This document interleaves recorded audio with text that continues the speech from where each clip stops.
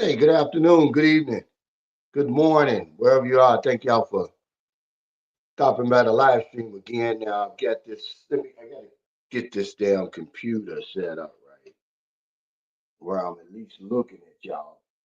It's kind of funny because I've got it on the gimbal, and let me see. Hold on. Shout out to the NTZ crew. I hope y'all on here.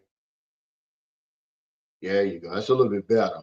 I'm used to looking over this way. I'm looking over this way. Jacob Chine, J. Michael Beach Your Life. I hope y'all on here. What's up? I love the Chine. All of my old heads. Something's not right. Hold on. I don't know what's going on.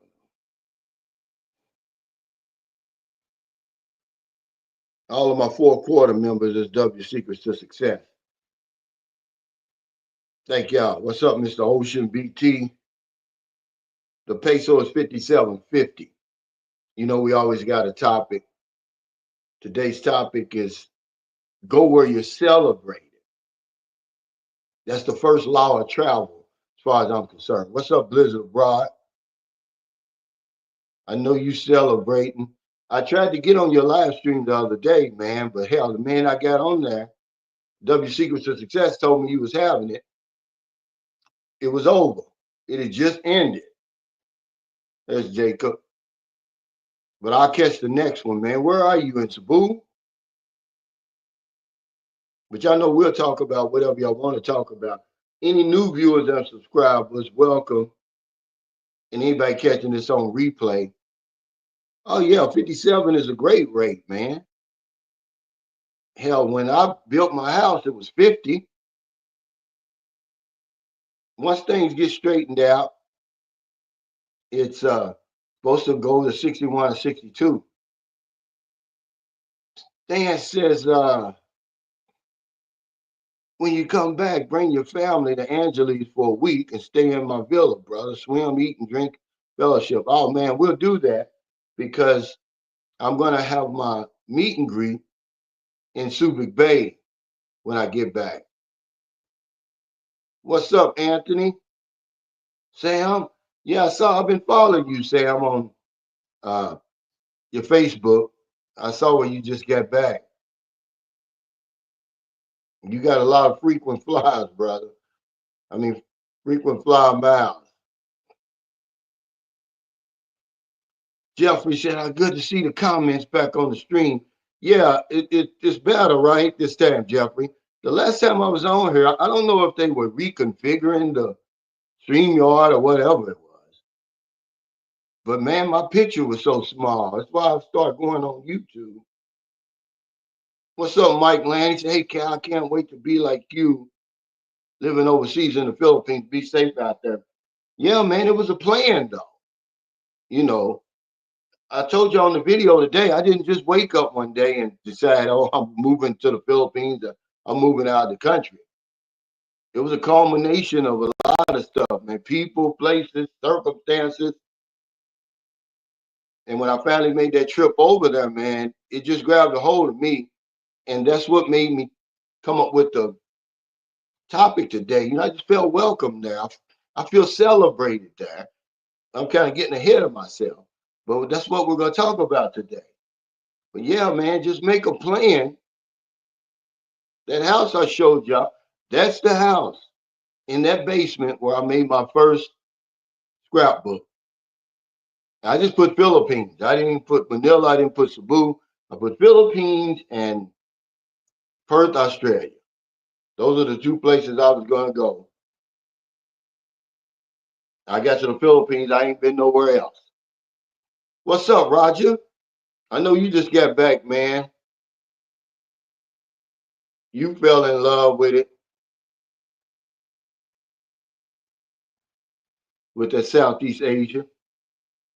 You know, it's my son's birthday today. He's 13, and time goes flies by. And you know, when he was born at 7 months. He was born 2 months premature. They only gave him a 50-50 chance to live. But Just so happened that he was in Shodad, which is means city hospital down in Zamboanga. It's a private hospital. It's expensive. That's when I went broke. And uh, the Filipino man gave me the rest of the money. It was like 50,000. The bill was like 300,000, 350, whatever it was. I was 50,000 short. He gave me that, and that's when I had to get uh, the repatriation loan. See, I had been over there for 13 months. I stayed over there for his whole. Uh, once I knew he was coming, I stayed. So I stayed 6 months after his birth to make sure he was okay. And that's why I was telling y'all when Alex was interviewing that guy, he could have got help from that, from the embassy of help, is what I'm trying to say. He said, how hard to fall, how not to fall in love over there. He said, yeah, no place like Southeast Asia. Me and Roger was talking about that today. He was like, man, I know you miss it over there. And, even though, because I told him, I said, man, the sun was out today. And he said, I know, but it's not the same. I said, yeah, you're right, because the tropics, I'm addicted to the tropics now. You may go over there for a woman, but that's not what's going to keep you over there. I love that weather, man. I love them beaches and stuff. What's up, Angelo? Yeah, he said, I mean, good evening. Yeah. What's up, Gerald? He said, this is retired United States Air Force veteran in Delaware. Have you been able to schedule your Social Security appointment? Well, I'm going to wait. I should be getting my birth certificate any day now. They're going to deliver that FedEx. Once I get that, then I can get my ID. I'm going to take that because I'm going to have to get me a Social Security card. And I'm going to schedule it, Gerald. He said, well, you can see the difference in the United States since she left. And, but a lot is still the same. Like in my neighborhood, there's still a foreigners that own those stores, those little convenience stores that sell everything. Crack pipes. I don't know. We tolerate that stuff. We let them get away with it. But yeah, they got crack pipes. They got all kinds of stuff in there, man, that they won't sell anywhere else. So yeah, that hasn't changed. That's still the same. That's one thing that's still the same. What's up, Jews? But back on my son, okay. Now his mother brought him over here to spend the night with me.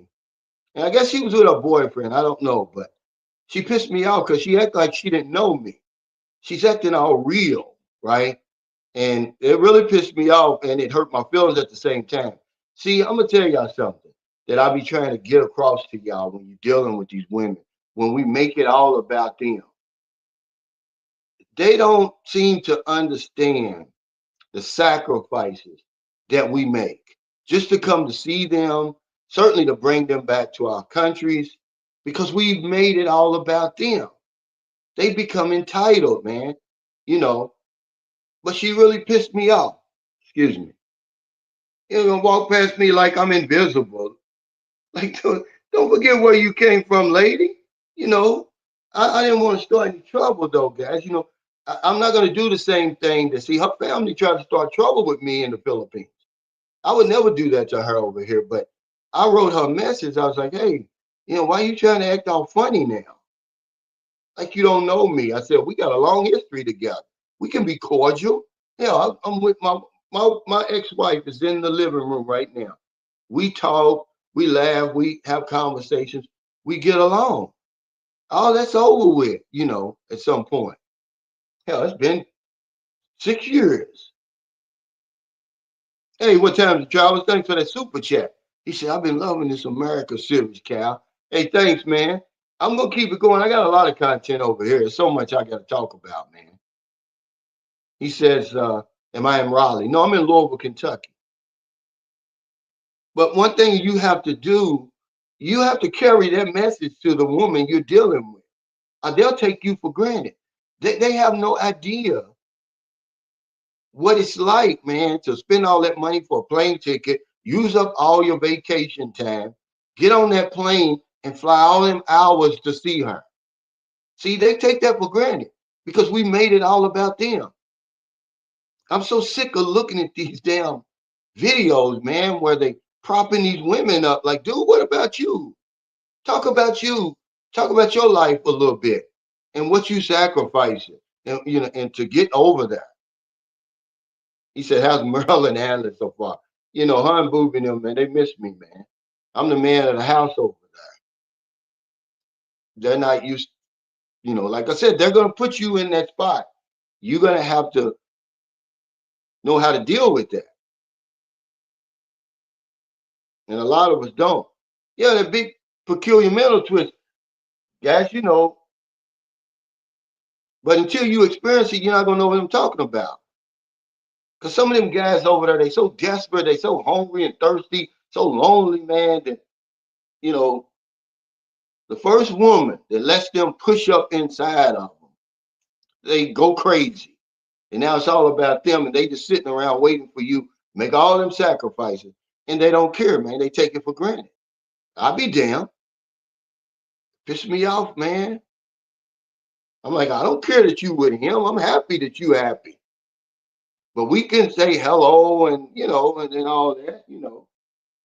But yeah, you gotta make sure you gotta carry that message to that woman.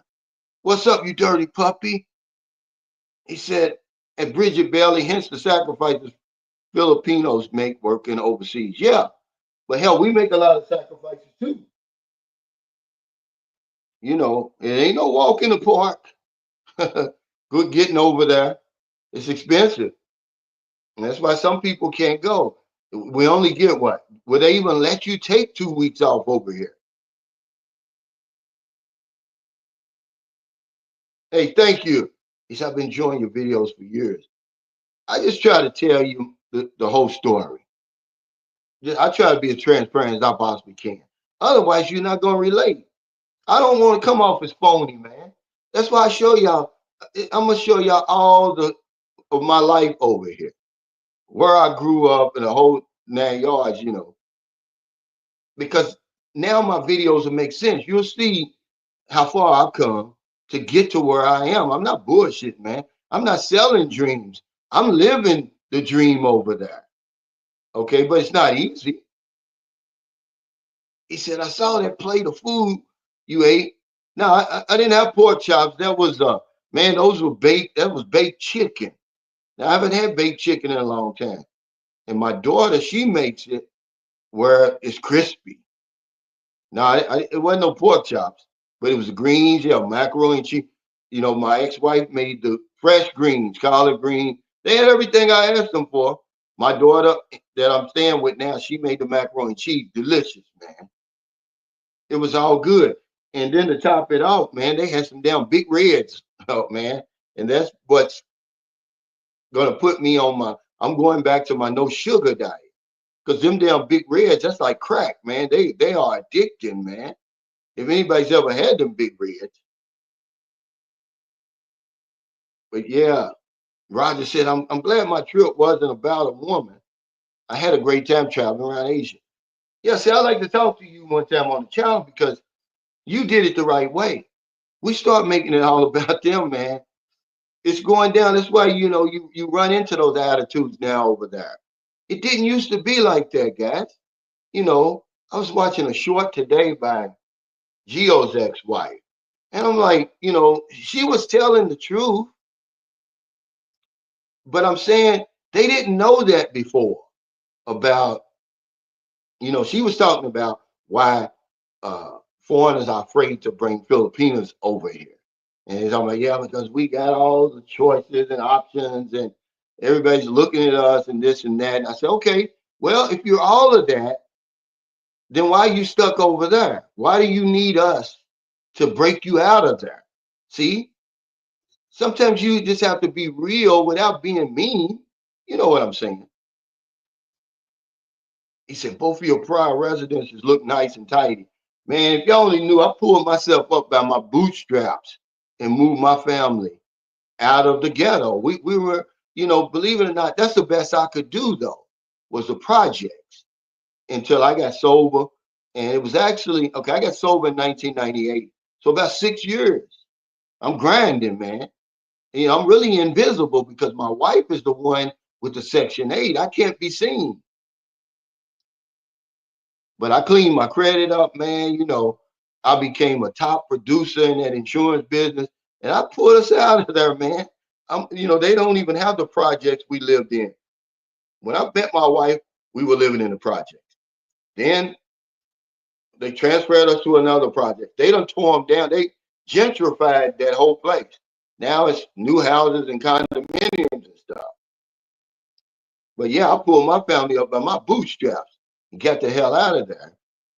And we had a good time, you know, as long as we were there. But that house, you see the color scheme. I did that. That white, the shutters are white, the trims. I did that. It's sticker because it brought that brick out. Because I was trying. I think it was gray when I moved there. You dirty puppy. Now he lives in St. Carlos City. I did a video on him. He built that big nice house for his girlfriend and their family. He said, Cal, life has been buong. That means crazy. And always rewarding the last year. The kids growing up so fast and blossoming. Yeah, man. Tell me about it. My son is 13 today. He's taller than me. Big ass feet. I'll get it on this gimbal, man. And I need to lock this if I can. I don't know how to lock it though. He said, "What's Big Red?" Big Red is a soda. It's delicious. They love it right here. He said, uh, that's fucked up. Damn. Yeah, he said, my ex is the same way.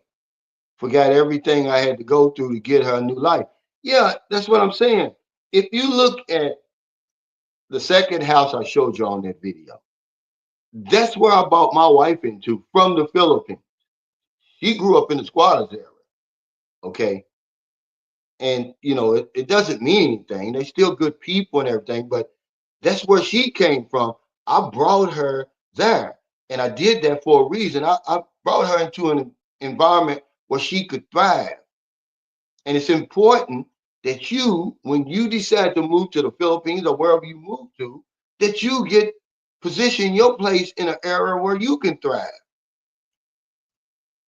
But when I talk about giving them a new life, I gave her a new life, man. I'm not the only one, but I wanted to show you, you know, what I be talking about. It's different when you just talking about it, but when you show them, yeah, we had the garage, we had the finished basement, we had it all. It was just me, her, and our son. I had the convertible, the BMW. Then I bought a van. She had a good job at the GE. We got a long history together, a good history. And for her to just walk past me like that, man, that was a slap in the face, man. It pissed me off, man. I don't care that your boyfriend's out there. Is he so insecure? I don't want you. He got you now. He said, what time? I'm good, sir. How are you? Yeah, man, because we done made it so much about these women over there, man. You're going to run into that attitude over there. And it's our fault. You know, make sure you let her know the sacrifices you making. You're not keeping score. You're just telling her facts. You know, see, facts don't matter anymore. It's all about feelings, man.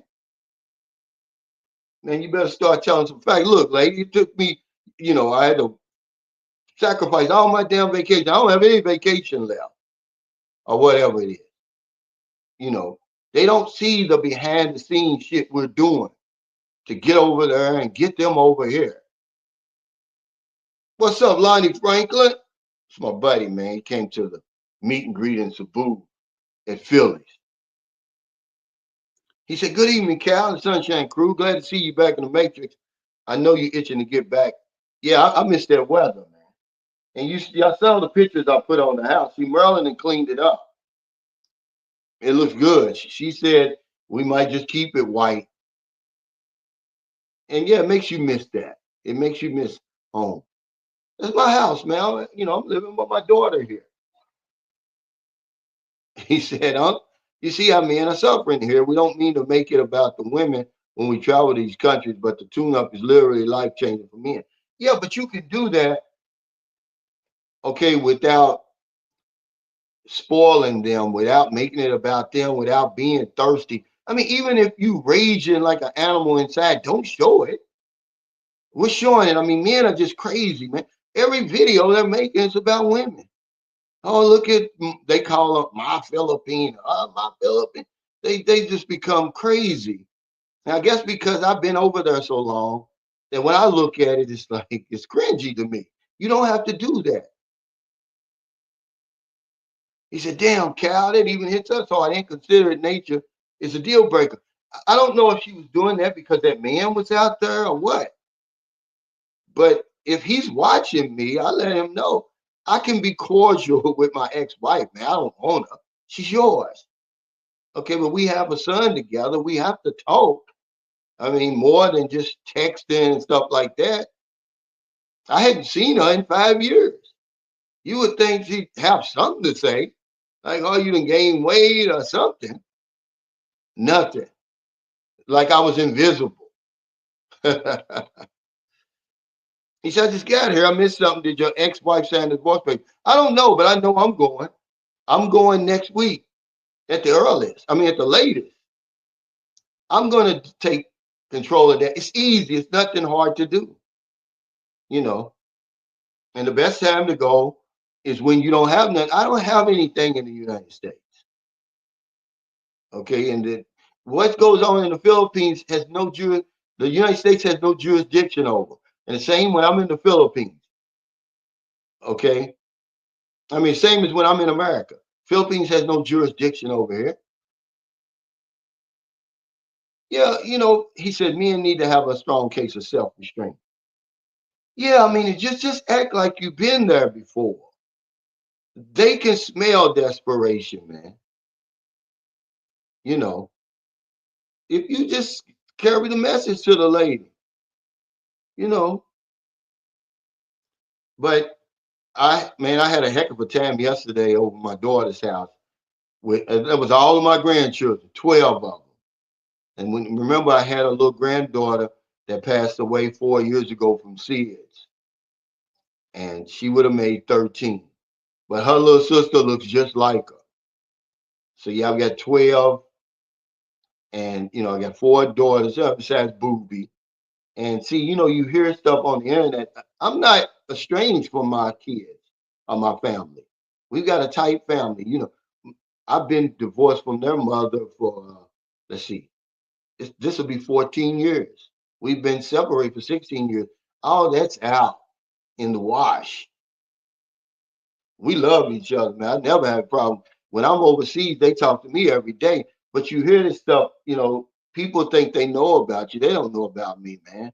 They're fools when they do that stuff. When they say that stuff, they sound ignorant. You don't know me. And my brother came over there. He had everybody laughing. But yeah, um, and I don't even have a criminal record.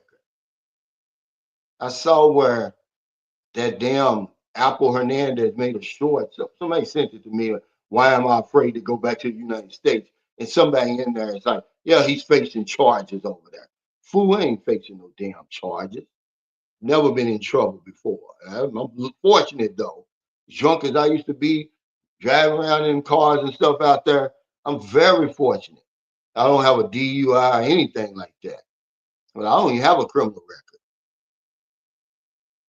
But no, she ain't saying no paperwork. She ain't got to. I'm gonna do that. But I just wanted to tell y'all guys about, you know, putting these women first like that. If they want to put themselves first, that's good. But you don't do it, you know. That's a given, man, because they're gonna take you for granted. There's no way if somebody would have did all that for me that I did for her, I don't give a damn who's sitting in the car. I'm gonna acknowledge you. I'm gonna even thank you. They never even say thank you, man. So it pisses me off.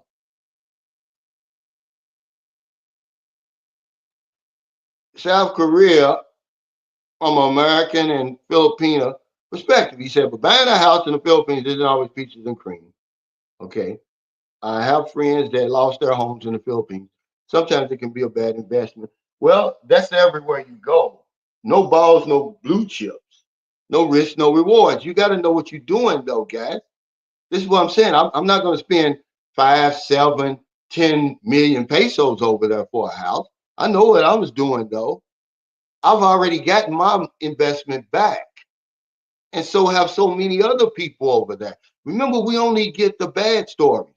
That's why I want to show you the good story. My story's good. I don't know about everybody else. I keep the focus on me. The 1 million I spent, I've already got that money back. You can understand. It's coming up on 4 years. I've been there. I'm going to have to live somewhere. Imagine if I'm paying rent every month. To rent a house like that, two houses really, with a big lot like that and a security fence around it, you're looking at the least $300 a month. That's being generous. Just say 400. I've already got my money back. No matter where you go, you have to know who you're dealing with, though, and it's levels to it. Most of us, we go all in though. As soon as we get there, how many times I talked about that? We're in a hurry. They speed us up. Nothing is in a hurry in the Philippines. Everything's slow. It's methodic. I mean, methodical, man. I mean, you'll go crazy over. That's how slow it is, and they know that. But they speed us up if we let them speed us up. Oh, when you gonna get married to me? When you gonna buy the house and lot? Of course, buying a house isn't always peach. Buying a house here isn't always peaches and cream. You see, I lost that house over there. Okay, that's a whole lot more money. How many? Now look, imagine that's 2004. What's that house worth now? And those people work with me. That was their father's house. He was in the nursing home. So I guess they didn't want the bills was either piling up or whatever it was. The nursing home was trying to get the house. So they worked with me. They wanted 114,000 for their house. They gave me 5,000. So for my down payments, what they put on paper. So the bank financed 109,000. When I closed on that house, I only had to bring a check for 1,400. It was either $1,410 or $1,420. They did everything. If whatever it was, when you do the home inspection and everything, whatever I told them, they did. They worked with me, but it wasn't any to no avail. Hell, 7 years later, the bank had the house back. So yeah, no balls, no blue chips. Nothing's guaranteed, guys, and that's what y'all want. Y'all want a guarantee. No, I'm sorry. You got to take some risks. You got to take some chances.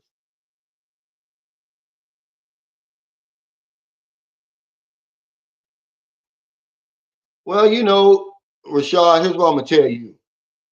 He says, Unc, it's easy for the OGs to tell us to have self-restraint. Well, we're telling you what's going to happen if you don't. You're going to end up having children over there. Okay, you're going to end up going broke. Okay, you're going to end up being taken for granted. So go ahead. Okay, go ahead and do that.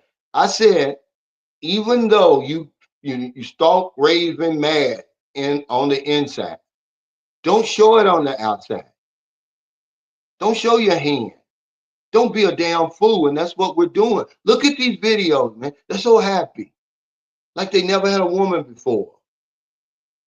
If them women was all that, then why are they stuck in the damn situation they in? Why do they need you to bail them out? I'm not talking about them, but I'm saying use your damn common sense. Those are facts right there. Don't let your feelings and emotions get in the way. Are you going to be taken for granted? That's what happens to us over there. Those are good women, man, but you got to keep them grounded. You got to keep them humble. They're humble women. But we don't make them humble because y'all go over there, Rayshard, and lose your damn man. Okay. Okay. So what? So what's the difference, man? What's the difference? I've got a daughter over there, dude. You don't own nothing over here. People like you who always talk this stuff, you don't own a goddamn thing over here. But you're always talking that stuff. Oh, you can't own this, you can't own that. You don't own a damn thing over here. Miss them taxes and see what happens. And I said, goddamn. I didn't say the other word. But y'all get on my nerves with this stuff. I've got a daughter over there who's a U.S. citizen who will live and grow up in the Philippines, who needs a place to stay. I'll be damned. My daughter's not going to live in the squatters area. She's not going to, not as long as I'm living, okay? She going to have the best of everything, okay? But it's you guys like you who never get anything accomplished, okay? Because you want it the perfect situation. It's never going to be a perfect situation, okay? Like I said, how many millions of pesos did I lose here? That's my credit, okay? That's what's my loan over there. But it don't matter. I took the chance. I pulled my family out of the project, okay? You don't take no risk, there's no reward. It's the guys like you who don't get anything done. You don't do anything. You want to be perfect. You're waiting for the perfect time. There is no perfect time. The only perfect time is now. I wasn't stupid enough to invest 5, 7, 10 million.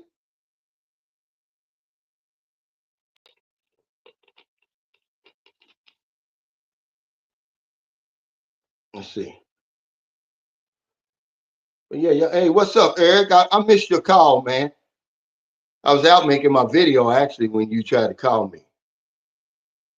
He said, "Facts, Cal. We really don't own our home in America. Let him miss the taxes, okay? Let him pay the mortgage off and then don't have homeowners insurance and the house burns down and see what happens. You don't have nothing. You gonna own the house. You ain't never gonna own that land.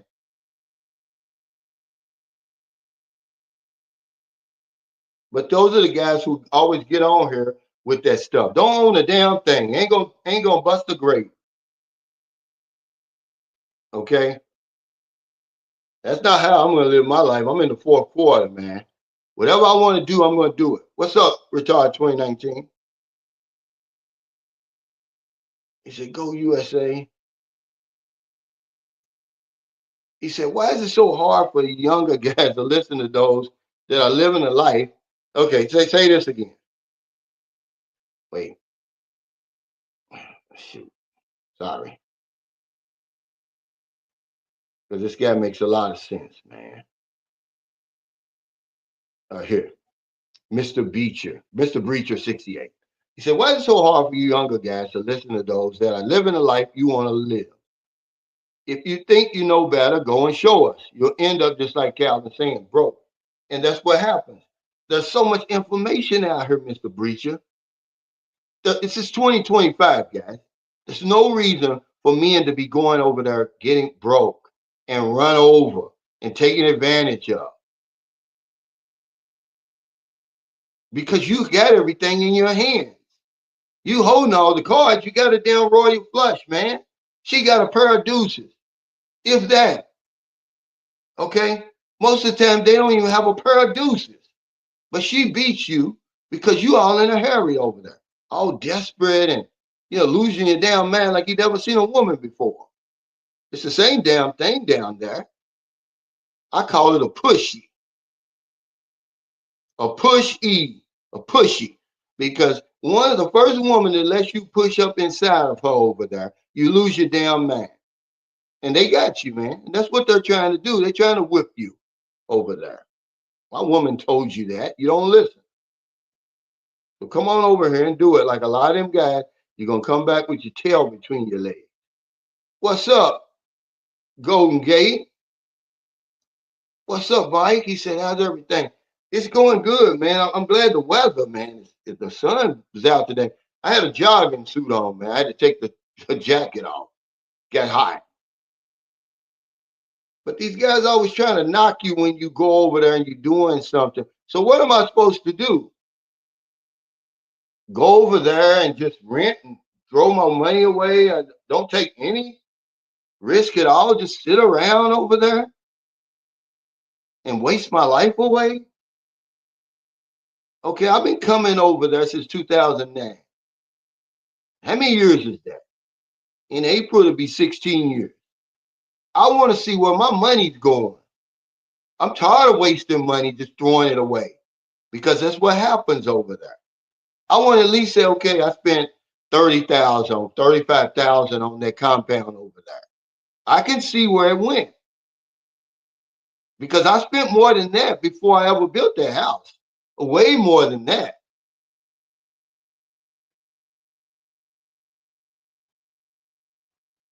I see you on here, Alan. I'm gonna get to you.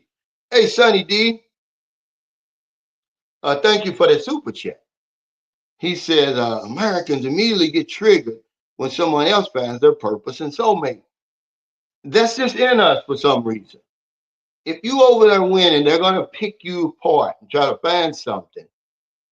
Oh, it's not always peaches and cream. Yeah, we always get the bad stories. But every story that you hear somebody getting cheated, there's people like Alan Klein on here. He's on here. Okay.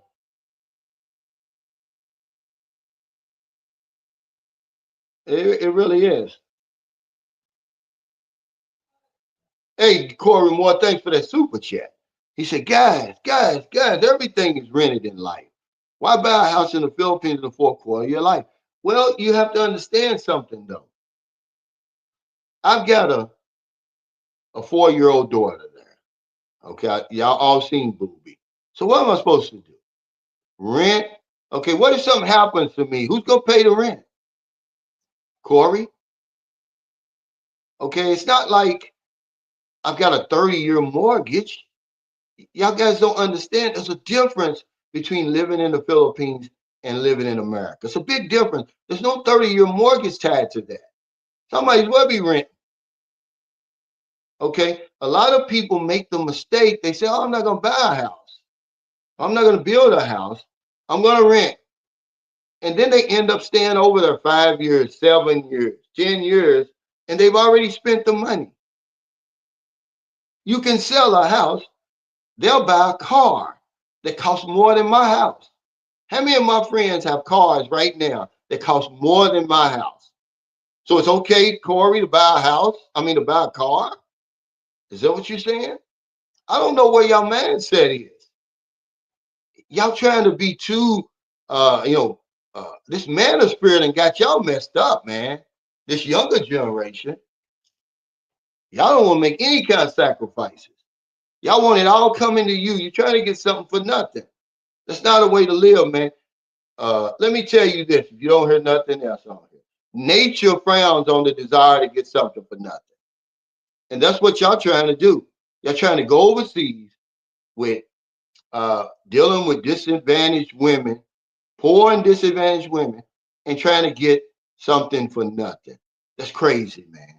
What they say, that's crazy work y'all trying to do. Man, that man spirit got y'all messed up. Everybody's a simp. Okay. If you take care of a woman and take care of your family, you're a simp.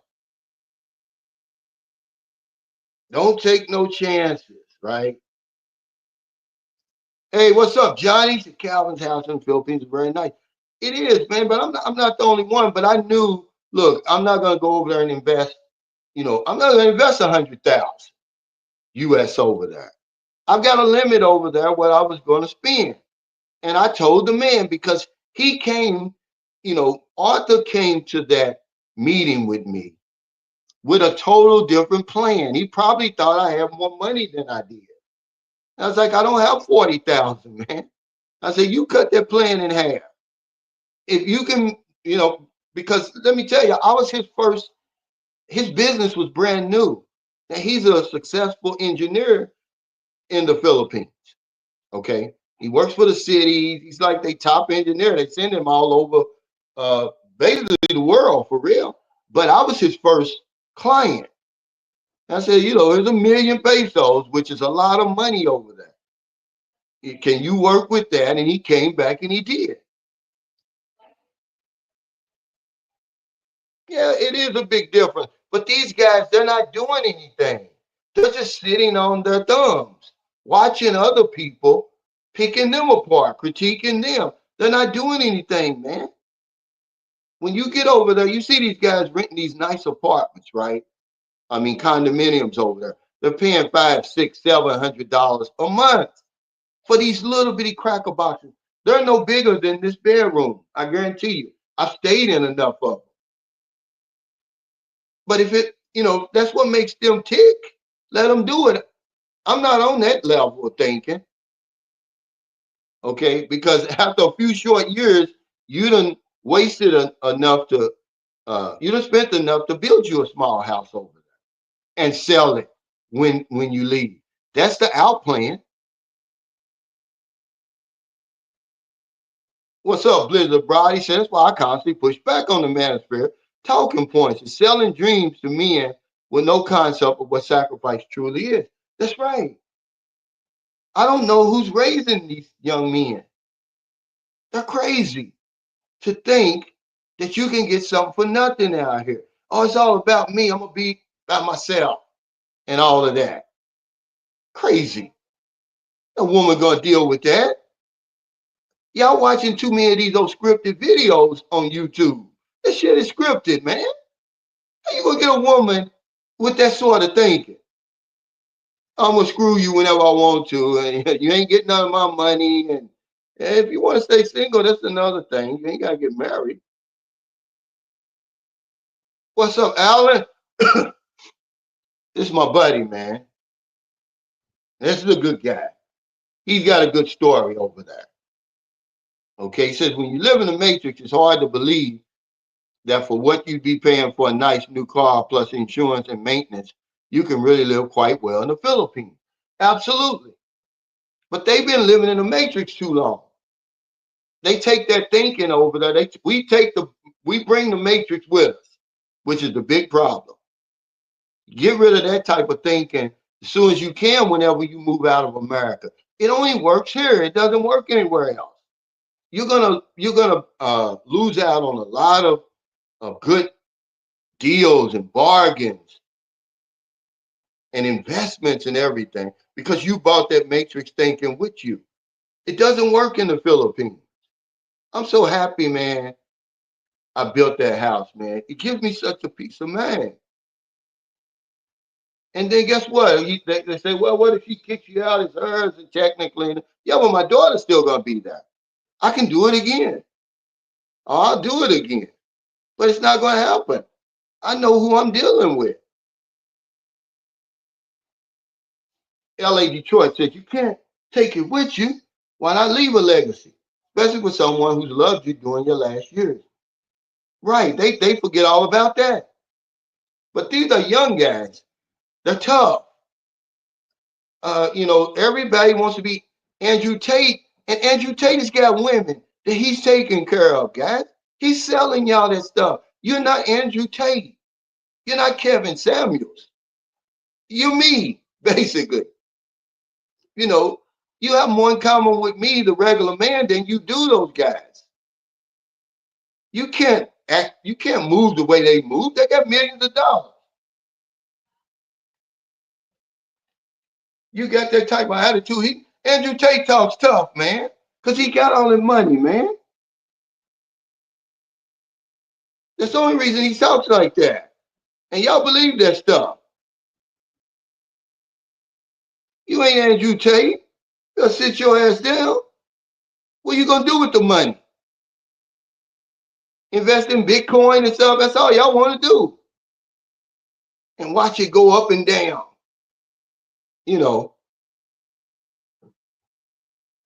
I think for myself, I don't need anybody to, no matter how much you critique me, once I make a decision, I'm sticking with it.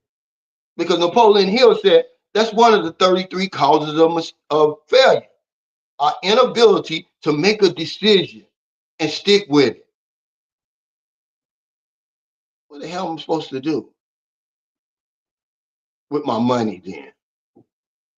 Hey, Alan, thank you for that super chat, man. This guy's been over my house before. he knows a little bit about business and all that stuff like that. Okay.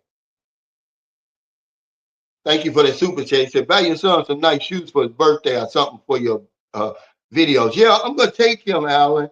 He had on some Jordans. They were old, so I'm going to take him. Well, actually, I'm going to just have his mother take him and get him some new Jordans or whatever he wants for his birthday.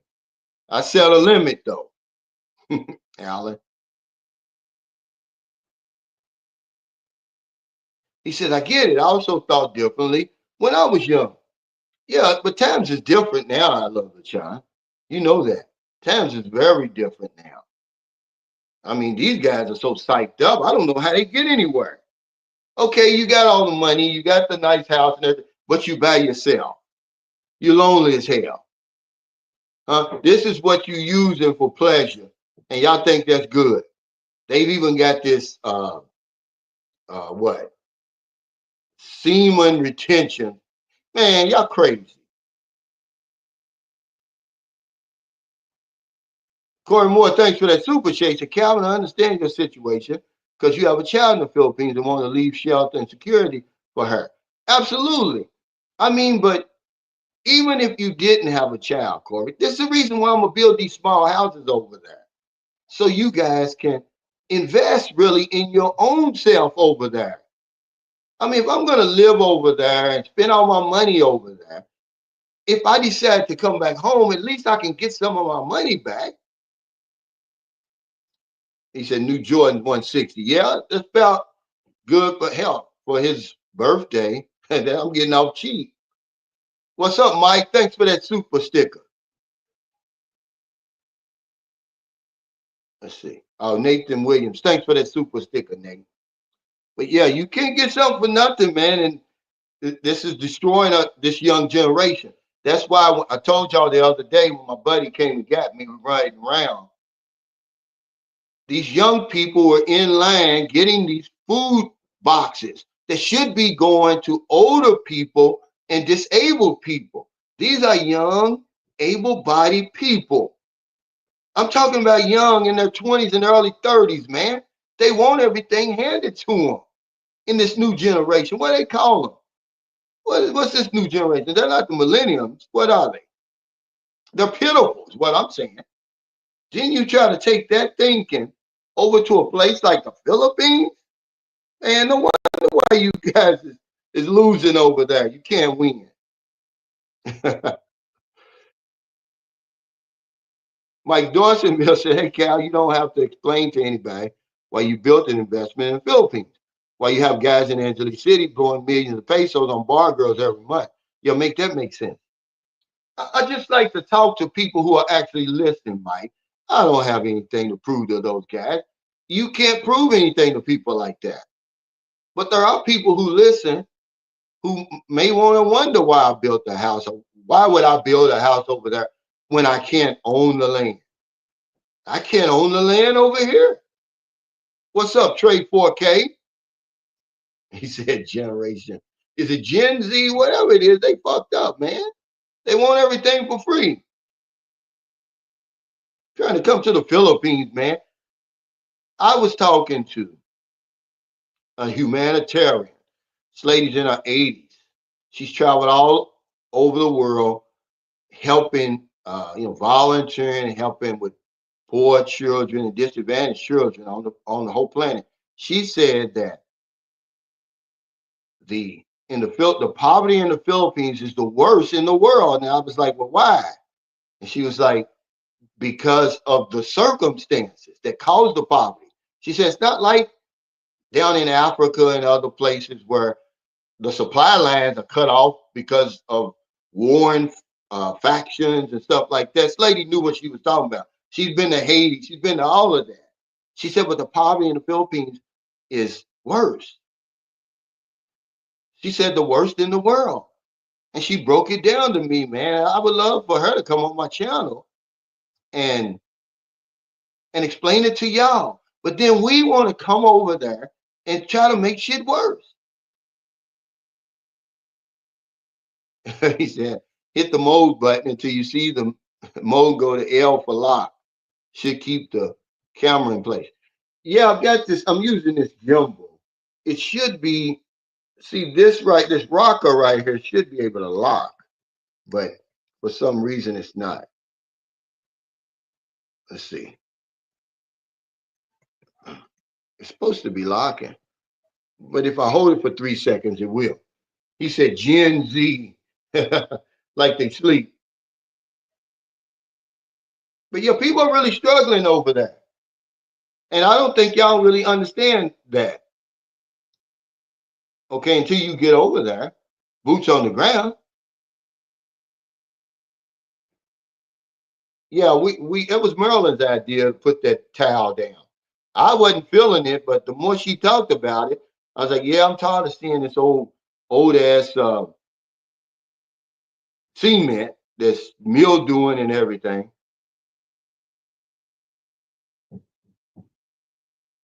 Let's see what we got. Yeah, hit the like button, guys. He said, I seen that plate of food the other day, Cal. It looked good, man. It was delicious. It was right out of my subconscious mind. I was thinking of that. And I put it out there and it came back. Baked chicken, macaroni and cheese, collard greens, and sweet potatoes. Now, if I eat that every day, I'd be crazy over here. But I wanted it one time and it was good. And I took a plate with me and I warmed it up for breakfast. And it was better than the original plate. Now, make that make sense to me. Why is the leftovers always better? I don't know. But they was, man. It was good. And I just enjoyed seeing my grandchildren because most of them I've seen half of them. The other half, if they were 6 and young, okay, like we've got one we call itty bitty because she was real little. But I left when she was 2 months old. So she's 6 years old now. And anybody under 6, I didn't see. But the ones over 6, oh man, they were so happy to see me. They hadn't seen me in so long. I've got a grandson, he's 9. No, he's 8. Oh man, he's a hell of a football player. They were showing me, and I was hoping that uh, he would play basketball. Man, that football is violent, but he's just so good. He plays quarterback. He plays basketball, but he loves football, so I'm not going to discourage him. But shit, I hate this. I wish I didn't. This is one of them good ones, man. That I think it's called a Zion. It's not that expensive, uh, but it's really good because when I move, it moves with me. What's up, Golden Gate? He said, yeah, and those Gen Zs mean they couldn't throw an early morning old school paper route. Yeah, I had a paper route. I don't know when you hear these people talk like that, it blows your mind. And you wonder, it's no wonder why they're so screwed up. Not all of them, but enough of them. They're screwed up. I mean, if you just saw these people, I mean, the lines was as long as you can see, and the police was over there. But they probably steal for security because somebody's over there probably trying to get 2 boxes instead of one. That's just not enough for me. Okay. People talk about, oh, there's people who stopped working during the pandemic to get that unemployment. Well, those people are going to do that anyway. I'm not going to do that because, um, excuse me, that's not enough money to sustain the type of lifestyle I want to live. So those type of people are going to do that no matter what happens. They're always going to try to beat the system. But you're not going to do that. Let them do it. He said leftovers create condensation by which vapors emit to the top of the container. Yeah, but I use the old Reynolds route. I'm from the damn I'm from the hood, man. We put that Reynolds route on top. There ain't no damn emissions. What's up, Mike? That's Michael Einstein. Thank you for that super sticker. This is the resident uh, healthcare guy in the Philippines. Now he does more than healthcare. Is that right, Mike? I saw something where you posted on Facebook. But yeah, that's Mike if you want insurance. He gave me a quote. I think I'm gonna take it up on it when I get back. He said, when you lost that weight in the Philippines, what type of foods you stayed away from to meet your goal? Sugar, basically. And I'm getting ready to do it again here because I'm going to join the Y, even if it's just for a month. I'm going to join the Y. Give me something to do. I don't know anybody. Everybody that I know, they're at work, during the day. I need something to do. But sugar, if you get rid of that sugar, Montez Montgomery, that weight will drop off you quick. But it's easier said than done. Sugar's more addicted than anything you've ever been addicted to. I believe if they said, okay, do you want the pushy or do you want the sugar? You're gonna take the sugar because man, that sugar is a beast, but it's a poison too. But yeah, that's how you lose weight. You really want to lose it. You gotta make some sacrifices. He said, yeah, those routes were popular in the early 80s. Yeah, I had one in 80. But my problem was my manager wouldn't pay me when she's supposed to. My mother got mad at her though one time and called up and said, look, you need to bring his money over here. Her name was Gloria. I never forget her. I mean, she was always late with my money. And I had to get up early, man, on Sunday especially. Early, man. Put them papers together, all them different sections together, then deliver them. And then I'm supposed to get my money on Monday. Hell, she was halfway, wasn't even there. Hey, look, Crypto Walk, let me tell you something. Anybody else on here? There's hundreds of comments on here. I did not ignore your comment, just like I didn't ignore this one. Have you ever been on this side of the camera, man? Huh? I don't think you have. There's 264 people watching. So how many comments you think there are? And they just keep coming. They don't stop. Okay, you guys aren't that important. Well, you should have said it right here then. What's your point? What do you want? Now that I got you. You guys aren't that important, man. We just trying to have a conversation. Hey, Hassan, he said, you know any Americans working remotely? Absolutely. Absolutely. A lot of them. Not just Americans. I've met so many uh, people. A good friend of mine, Kaz, he lives in Manila. He's 40, how old is Kaz? 43? He's working remotely. I met a young guy from London. He's in his 30s. He's working remotely. Yeah. He said, why do we as Black Americans have to vouch for everybody else's struggle? Immigrants come here to the USA and could care less about our 400-year struggle. I don't know what you're talking about. I don't know. It's just something, I guess it's learned behavior. I don't know. Why does it bother you? So you generalizing? Is all Black people do that? Just pull yourself up, man, if you can. You know, if you're young and you're able-bodied, I don't have no sympathy for you. The opportunity is within you. They could give you the best job you have in the world. If you're not gonna get up and show up for work every day and do what they ask you to do, you ain't got nothing coming. We want something for nothing. We want to start out at $25 an hour. We don't want to work our way up. Carter G. Woodson wrote a book, The Miseducation of the Negro. And he wrote this book in 1933, and it still rings true today. People will not work for commission. They won't bet on themselves. I worked on commission, man, for a long, long time, okay? If you really want freedom, you punching that clock, man. You sacrificing your freedom. You selling your time for money. And there's nothing wrong with that, but don't complain about it. He was talking about, you know, how we look up to people, these preachers in Cadillacs and stuff like that. And man, go read the book, The Miseducation of the Negro. But y'all won't read. 57% of Americans never pick up another book once they leave high school. That's too many damn people. So you get your information from Facebook. It's crazy. 35% of Americans, adults, American adults, get their information from Facebook. That's crazy. That's why it doesn't surprise me when I look at my comments and see all this foolishness.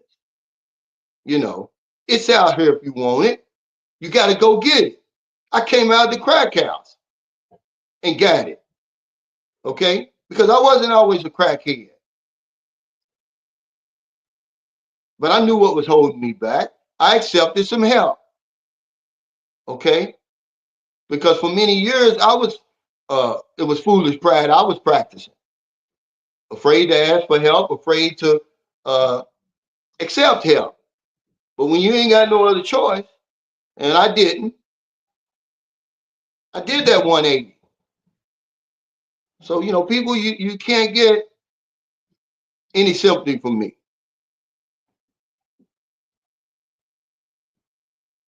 He says, I'm trying to get my wife to get a job overseas. Well, you get the job here and you take it with you overseas. There's so many people doing that. That's why you see the population's kind of getting younger over there of expats because they're remote workers, they're digital nomads. I think TJ is a digital nomad. I had a friend over in the Philippines. When he came there, he was doing some type of survey work for a company in America. They were paying him about 2,000 US dollars a month. He was working from 10 at night in the Philippines, okay, to 6 in the morning. Well, he went to Angeles City to visit a friend and was able to get his disability 100%. So he stopped working, but he was in his 50s. He just took his job with him. Here's where you get the job, then you take it there. Yes, a lot of people, Hassan, working remote jobs over there, and they doing damn good too. He said, I remember having to put together all them Sunday papers. They weighed a ton.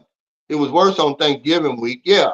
And Thursday, see here we would have to do it on Thursday with all them ads and Sunday. I was 16. That little money was good. See, I always worked, man. I've been working since I was 10. When I was 10, I was selling candy from door to door. When I was 11 years old, I bought my school clothes. My mother didn't have any money, man. I was a part of the Boy Scouts and it was Scoutorama. It was $5 to go to the Scoutorama. My mother didn't have it, man. I cried, man. It hurt my feelings. I couldn't understand it. But then she was spending that $5, that was back in 1974, on food for the rest of us. But like I said, it's circumstances, places, people that make you move one way or the other. And I never forget those times. Alan said many in the U.S. don't get how cheap the Philippines living is. Just like many Filipinos can't grasp making way more in the U.S. The difference? Filipinos can live frugally in the U.S. and save while many of us want it ASAP. Yeah, see, they can make that. They bring their thinking with them and it works over here. Our thinking won't work over there. See, they're used to living with 3 and 4 generations in a house. Okay. If you get another generation in this house, it's going crazy over here. Okay. I'm very fortunate. And I got kids that love me, man, and say, hey, I haven't had to spend no money since I've been here. But you're right about that. It's a cultural difference. But we take all that with us. We only try to change. We want the same lifestyle over there. I want the same foods over there. I want to drive the same car, the whole 9 yards. We don't try to assimilate. We don't get over there and kind of look and see how things move over there. Maybe I need to get me a scooter then. You know, maybe I can cook my food at home. I don't have to eat it. Think TGF Fridays every damn week. You know, but yes, a lot of people. Um, that working overseas over here, son. He said, "Thank you for the advice on dealing with the ladies overseas. I can spot them a mile away." And what's he saying? And crip chill out. Yeah, but see, most of the women that we run into over there are good women. We get in our own way. We start making promises we don't have to make, sending money, spending money we don't have to make. But what happens is when you do that, they come to expect it. You know, I mean, my ex-wife, she might as well spit in my face. I'm like, lady, don't you realize all the sacrifices I made to bring you over here, and you just gonna walk past me like like I'm invisible? I mean, that kind of stuff is crazy, man. But I see where it comes from. I try to pass it on, and people don't understand it. He says, I'm new here. I just wanted to say thanks for the info. I heard you say you had a baby and your son's birthday. How old is he turning? He's 13, man. My son was born premature. He spent 18 days in the hospital, 16 days in a World War II incubator over there. But he had one of the top pediatricians in all the Philippines. But people say that the healthcare over there is no good. That's bullshit. You're just going by what somebody told you. He saved my son's life. My son's bigger than me now. But he took everything I had. I didn't care. See, it's like they forget all that stuff. I stayed. That's when I really started uh, getting into the local, getting into how the locals live because I was broke basically. I lived in the squatter area with her family for, let's see, my son was born in March, uh, and until I left in August, I had to eat what they was eating for dinner. And every now and then I'd get a commission or something uh, from one of the policies I wrote because I wasn't getting residuals. And then I didn't have any help over here from people. I gave a guy, man, who I helped in his whole insurance business. Okay, build him up to where he is today. I said, look, man, go over to my brother's house. That's where all my files were. I said, go through my files, go make some sales and split the sales with me. Just tell them that Calvin said, he wanted me to stop by. And, because my clients, man, that's why I still get residuals today. I haven't wrote a policy. This will be the 7th year. I'm still getting renewals every month. But anyway, he went and made the sales, but didn't send me the money. He kept the money. That's what I was dealing with over here. So I finally make it back, and he give me $750. I'm like, dude, I needed that over there. I don't need it now. Piss me off. But yeah, my Philippine wife did that. But she got a boyfriend out there, I understand, you know, but that's no reason to do that. You could be like, hey, how you doing? Yeah, hey, whatever his name is, it's Calvin, whatever it is, you know. I don't know the dynamics of their relationship. I don't know if he's got us scared to say anything to me or what. But she might as well spit in my face. Man, it pissed me off, man. I wrote her too. I let it look. Lady, we got a long history together. Don't do that to me. Don't act like that. And then every 5 minutes she's calling, checking on my son like he's with a stranger. Like, woman, stop. Every time I look up the phone, would you tell Gabe to charge his phone? I can't reach him. I'm like, he's with me, lady. Okay. Hey, Philippine Annex said, hey, Cal, family photo was heartwarming. Miss you. Hey, thank you. That's the only live stream I can watch. Y'all watch the Philippine Antics? They reinvented themselves, and that's hard to do on YouTube. They found their niche, boy. They ain't look back. Yeah, it was terrible, man. But you know, you try to warn guys about that kind of stuff. They're not listening. But let's see. Uh, let's get to the subject a little bit. It says, go where you're celebrated. That's the first law of travel.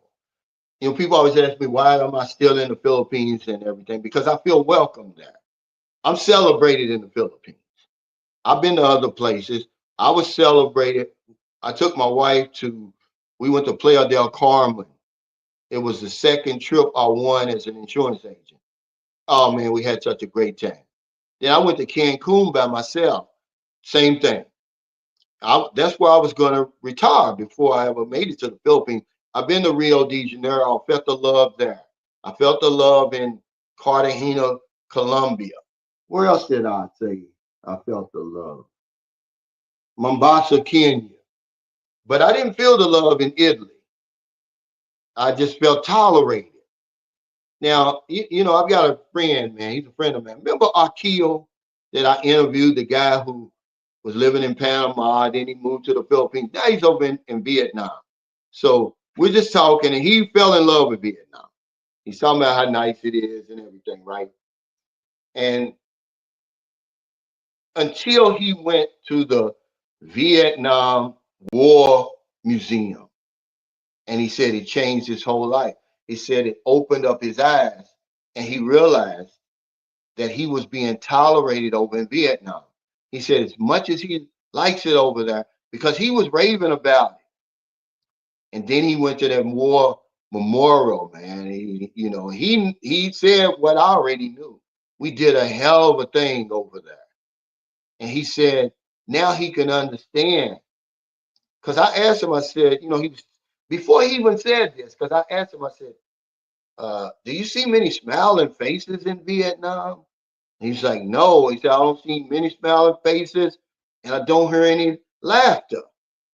He said, Calvin, tell your viewers, anybody, any American especially that goes to Vietnam to visit that war memorial, he said it changed. He said, we're being professionally tolerated over here. And he said, had he went to that war museum first, he wouldn't still be in Vietnam. As a matter of fact, he's getting ready to leave now because of that. It really messed him up, you know. But we're arrogant like that. We'll go places Americans do, and like we own the place. Not, we don't pay any attention to history. We don't think history matters. Man, history matters. That's one of the drawbacks of me going to Vietnam. I was always asking people, well, what do they think about Americans over there? They have to think something about us. We killed a whole generation. Vietnam has one of the youngest populations on the planet because we killed millions and millions of Vietnamese, you know. And he said, yeah, man, I feel bad over here now. He said, I'm leaving. And y'all may think he's going overboard, but he's not. It's a lot of places like that when you go, they don't want you there. It's like, well, why would you want to go there? Because we're following somebody else. Do your research. Go to as many places as you have to go to until you find a place where you're celebrated, where you're welcome. That's why people really stay in the Philippines, man. Oh, chicken head women over there ain't really enough to keep you over there. People over there literally treat you like a celebrity. Okay, you're really welcome there. And if I'm gonna spend my money and all of that, then that's what I want. I want to be appreciated. You know, he said, hey, Cal, I'm not sure when the next meetup is or where. Well, in the Philippines, when I get back, it's going to be in Subic Bay. But over here, it's going to be here in Louisville, Kentucky, probably in the next couple of weeks. But yeah, he said they walking around like this is his words. non-emotional robots. He said, I didn't see one smiling face or hear any laughter. And I felt that strange because, TJ's over there, but I don't think TJ's in his own world. You know, he's got his own bubble, man. He's not like Akil. Akil's more, outgoing, and he goes on tours and he's in the culture. But he didn't even know that this was going to be the topic of my discussion today. Y'all think I just be making shit up and writing it down? No, I'll be trying to really have real life conversations. You would think, oh man, that's common sense to go where you celebrate it. Then why do we go to places where we're not celebrating? Because we're following people. You don't even know if you celebrated in Thailand. I don't know. You're just going there because a lot of people are over there. Are you celebrated over there, really? Because here's what he said. He said, the love I felt in the Philippines, I don't feel in Vietnam. He said, and it's the first time he'd ever been to the Philippines. That, yes, sir, Sir Akio, and good morning. And because we were eating breakfast one morning, and how Filipinos are. They're smiling, they're waving, no matter what, it makes you feel welcome. He said, I didn't feel that in Vietnam. He said, so he advises any American that goes over there to visit that museum. This was just a little bit of history. We don't even know the history of the Philippines. I've told you many times. It's a wonder. The Philippines are amazing people because it's a wonder that Americans are even welcome in the Philippines. We did a number over there, man. It's so bad they called it the Asian Holocaust. That's why those people don't want you down in Mindanao. That's where all those mass graves are. Yeah, we was killing people 10 years and older. They gave the order. If they 10 years and older, kill them. They wanted everybody dead because Filipinos started fighting back. They thought, oh, we're just gonna push over these natives with these bow and arrows and stuff, shit. Filipinos started doing that guerrilla warfare. At that time, the Philippines was 70% rainforest, like Vietnam. But yeah, Filipinos, man, they're very welcoming. They're very forgiving. Hell, look at the president over there. If you don't think Filipinos are forgiving, okay, Marcos Jr., look that up, okay, but yeah, go where you celebrate it, guys. But he said, I felt the love over in the Philippines. I didn't feel it. He said he don't have any problems in Vietnam. He said, but that museum upset him. And I bet it did. The way they displayed it, the way they were talking about it, man, people ain't forgave us. Okay. He said, Q and Trixie Travel Blog said history matters, especially in Mindanao. Those people haven't forgotten. They haven't forgotten. They're still mad about the Spanish coming over there and cutting everything up. See, because they had their kingdoms over there. All right? The Spanish did that. And they want their land back. They want their kingdoms back over there. They've got a autonomous region now. Did y'all know that in the Philippines? Well, they have their own government down there. Yeah, that's where he was. That's where he was. He said the War Museum in Ho Chi Minh is pretty rough. Yeah, he went there. He said, man, it changed his life. It changed his mind about Vietnam, and it started making sense.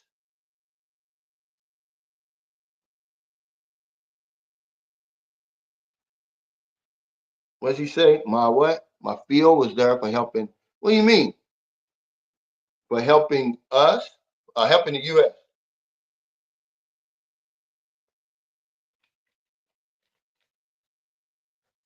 He said, I did him. He was never the same after Vietnam. My brother fought in Vietnam.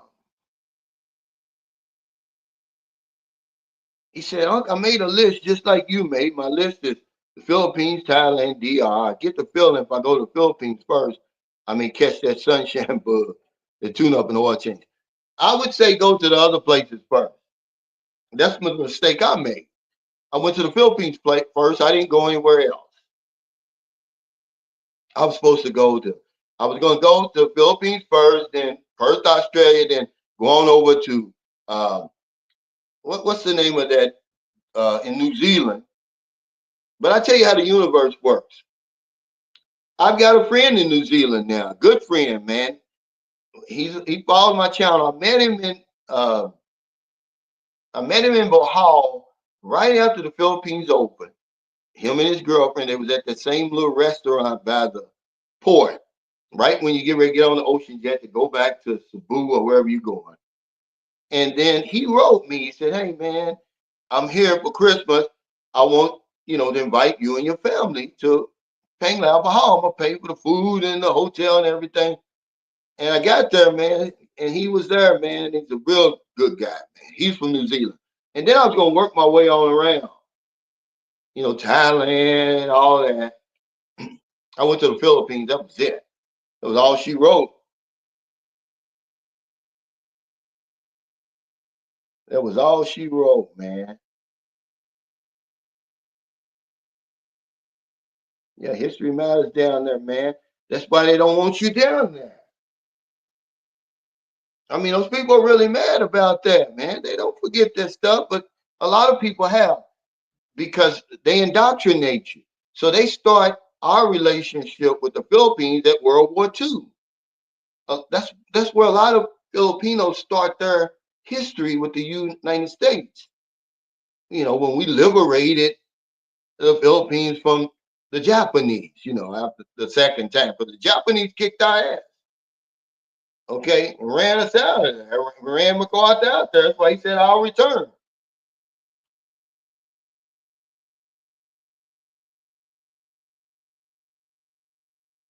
But we don't act like it. Um, he said, "Can we have a meet up this weekend in Louisville? Fun, man. Shoot, uh, pool or play cards or something." Yeah, we're gonna do that. But I like to. If I did it this weekend, we can. But I like, I may set up another one then. Where you want to meet for people who want to come out of town? Because that's what TJ said. Give them at least, like a 2 weeks. He said, "Last night I had one of the best meals I ever had in my life, and I was embarrassed to tell the Middle Eastern owner I was American." Yeah, we've done some things, man, um, around the world, and we try to sweep it under the rug. And they always talk about forgiveness. That's why they always talk about forgiveness. We want to be forgiven, but we don't want to forgive, but we want to be forgiven. What's up, Angelo? He said, "With all this talk about the Philippines, it's making me not want to go back home." Well, you know that you're welcome there, even though you haven't had the most exciting time. At least you're welcome, though. The people aren't, man. I'm gonna tell you, man, they treat you good. But that's where I'm talking about. A lot of guys go to the DR. Evidently, you celebrated there. I was just talking about the places I had been. When I went to Cartagena, Colombia, there were smiling faces. But this is way back. I'm pretty sure it's changed. It could have changed by now. Same with Rio de Janeiro, man. It was like you know, they were coming up to me like they come up to me in the Philippines, asking me was I a boxer and everything like that. The judge said the hospitality in the Philippines is the most beautiful and attractive about that country. I was there in 2007. I hated to leave. It grabs a hold of you, man. You know the difference. It's a stark contrast to the treatment you get in your own country. And it's real for the most part. It's only when you start dealing with these women that it becomes transactional. Because other than the street beggars and the drug addicts, man, people don't ask you for nothing over there. They're proud people, man. But that's one of the reasons I'm still there. because I'm welcome. I don't want to go anywhere else where I feel professionally tolerated. And this guy's, he lived in Panama for a long, long time. So he knows when you're being tolerated versus being welcome. He said, "What's up, brother?" He said, "Big Shirley only loves the food she eats." Let's see, what's he talking about? And the money she can put in her pockets. Well, a lot of times, Big Shirley, she'll give you money. She'll pay you. Big Shirley will pay you, man. That's why a lot of these guys are snuggled up with Big Shirley. Cisco said, since World War II, there's no place on the earth that the United States left better than they found it. Man, we did a hell of a thing, man, in some of these countries, man. But we don't know, so we go over there thinking we're special. We only make up less than 5% of the Earth's population, but we think we run the damn world. Like the other 95% doesn't mean anything. I'm proud to be an American, but I know my history. I know how to be humble, man. I know how to act when I go overseas. You know, he said, "Do you think Trump is going to take the Panama Canal back?" No. Trump's a bully, man. He's a coward. He's a bully. Have you really seen Trump when he's not? They don't. The camera angles and everything. Look at him on that golf uh, course. He's obese. One guy called him. He said he's an imbecile and a genius at the same time. But no, he's just a bully, man. And I don't like bullies, man. But the good thing is he's got what 4 more years and he's out of there. For the most part. There's always a silver lining. People are gonna get up off their ass and stop sleepwalking over here. And they're gonna quit putting people like Trump in office. There'll never be another Trump. Trust me. So he better do whatever he's gonna do. He ain't gonna take that Panama Canal, man. That's another place. Did you think have they? I never asked Akil. He lived there, but I always ask people wherever they are, and Americans had some type of conflict. How do they view us? Because Panama, we did a hell of a thing on Panama. We killed a lot of civilians going over there after Noriega's ass.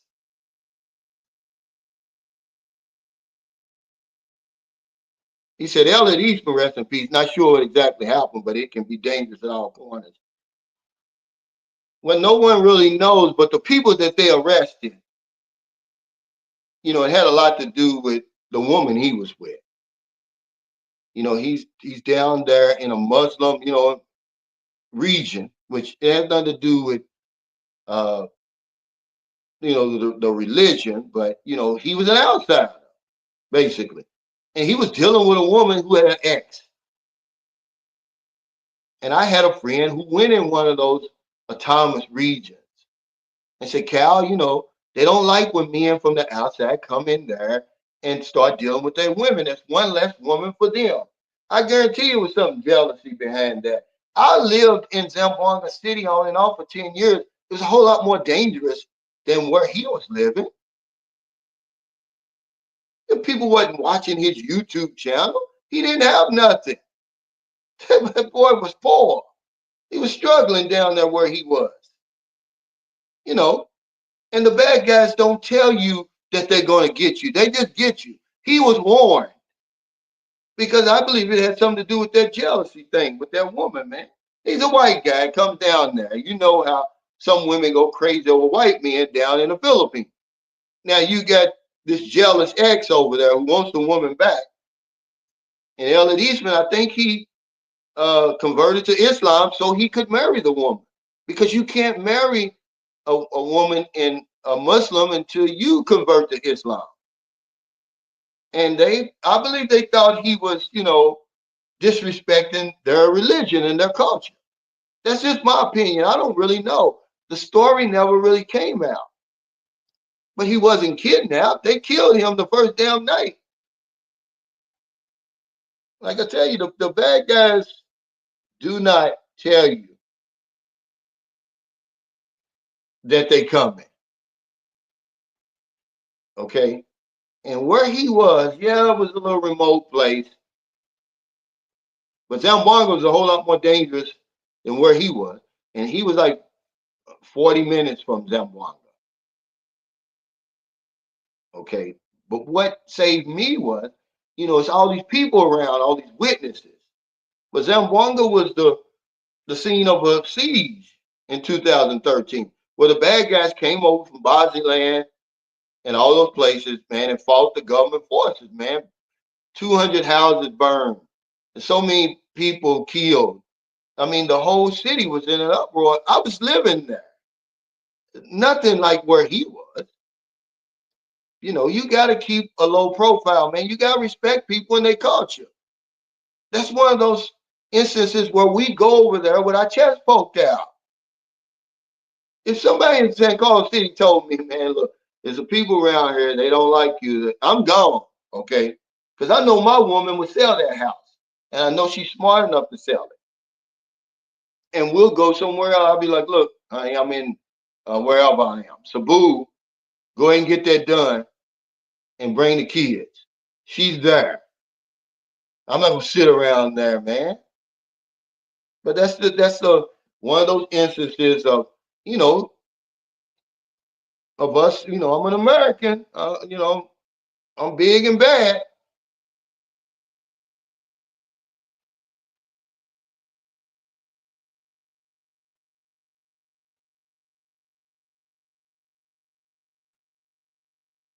He said, yeah, man, you gotta respect these people that give it to you. Yeah, the first time they would have said, hey, people talking about, kidnapping you or whatever. And a lot of that, I believe, was for views. He was trying to build up his YouTube channel. He didn't have a lot of money. So if his YouTube channel would have gained some traction, he'd have been able to stay there. But I want to tell y'all something, man, because we're missing a whole lot. If you go back and watch those videos, the obvious is right there in your face. You're not looking at it. You don't want to live like that in the Philippines, man. Under no circumstances do you want to go to the Philippines and live in the conditions he was living. If you didn't learn nothing from his situation, I never blame the victim, but I'm saying even in his best times, he's living there, right there. There's no bathroom, basically. You know, he's living in a plywood shack, basically. So who wants to live like that? I'm not even trying to, I'm not trying to get away that damn bad. He said, why did he want that type of lifestyle? See, that's what I'm saying. He's trying to, man, you asking for a whole lot of trouble. When you wanting people to take care of you, maybe he wasn't pulling his end of the bargain. I don't know, man. There's a lot in that story that we're not being told, because what happens is they'll sweep it under the rug, man. That's their life over there. They got a lot of stuff they're dealing with. They're not going to shine the spotlight on him. Just like, okay, have you heard anything else about the American that was shot and killed over there? You got 110 million people in the Philippines.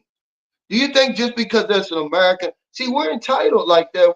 We're arrogant. We think all the work, the Philippines supposed to stop and focus on that one case. Meanwhile, hundreds of people are being killed all around him. It don't happen like that, guys. Okay, you better be careful. You better know who you're dealing with over there, where you going, and everything. It's not enough to just watch these videos. Saran Allah said, not the CRF so much anymore, but the Scoop Deli. What are you talking about?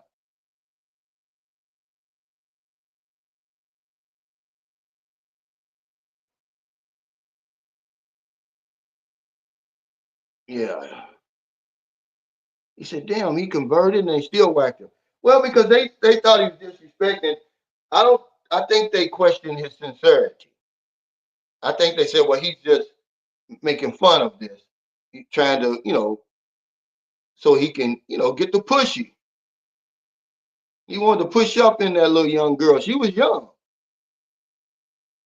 And remember, everybody don't like you over there, you know. But Filipinos they respect you though. If they don't like you, they're not gonna come up to you and tell you, "Hey, I don't like you." So that was a big red flag when his family told him that. Man, you better believe that. But that's what he wanted, her pushy. He wanted that pushy.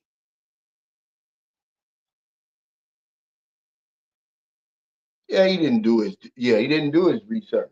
He went over there before, you know, but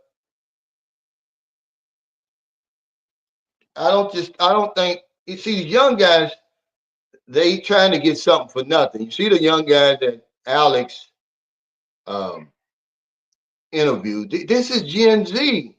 They don't want to sleep at the wheel. You way over there. He's trying to, you know, live with a woman like these guys do over here. My daughter's got a old tired ass boyfriend that's not working. See, that's the mindset we take over there. We think we can do it over there. You can't do that over there, man. He said opening the store was the last straw. But he wasn't getting any business though. I mean, what do you mean? Opening the store. It wasn't like he was booming. I can guarantee you, Mike, that they were eating all of their products. They were using them themselves. There was nobody there. They showed you the drone view of the place, and they in the house with the little sorry store in the back. You know how many sorry stores um, that are probably in that little area where he is? Probably 100. Okay, selling that little stuff that he was selling. It wasn't like he had big bags of rice and he was setting himself apart from everybody else. Now he was selling the same little stuff: soy sauce, canned goods, diapers, cigarettes, the little shit that he probably spent $100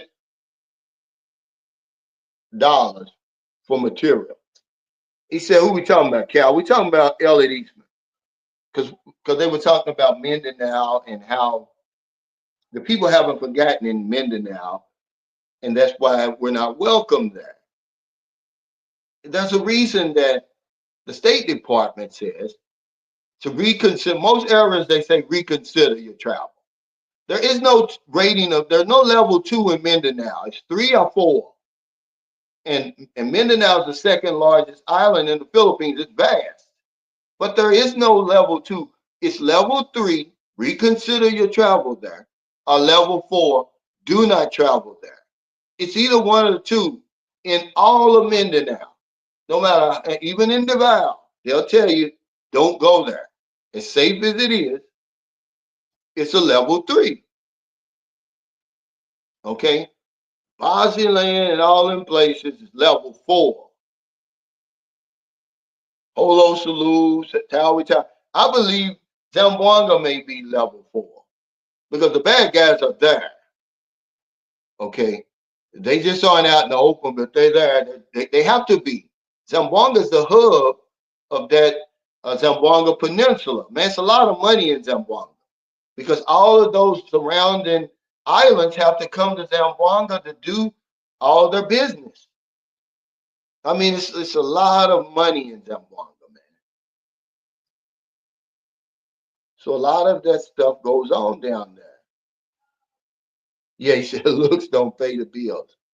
But that's what this young generation thinks. Oh, I'm young. I'm good looking. Look at my muscles. And she gonna walk right by you and push and get the man in the wheelchair who got the pension because they haven't done their research.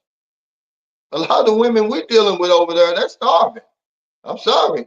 I'm not putting anybody down. It's the facts. I don't care nothing about your feelings, man. People are selling everything and burning bridges going over there. You better have the facts. Your feelings don't mean nothing over there. He said, but Panama only became a country because of the U.S. Before that, it was part of Colombia. Also, the canal was built, funded by the U.S. Yeah, but People only remember what they want to remember. Those are facts. What you're saying. All they remember, a lot of this new generation, is that Carter did sign over the Panama Canal.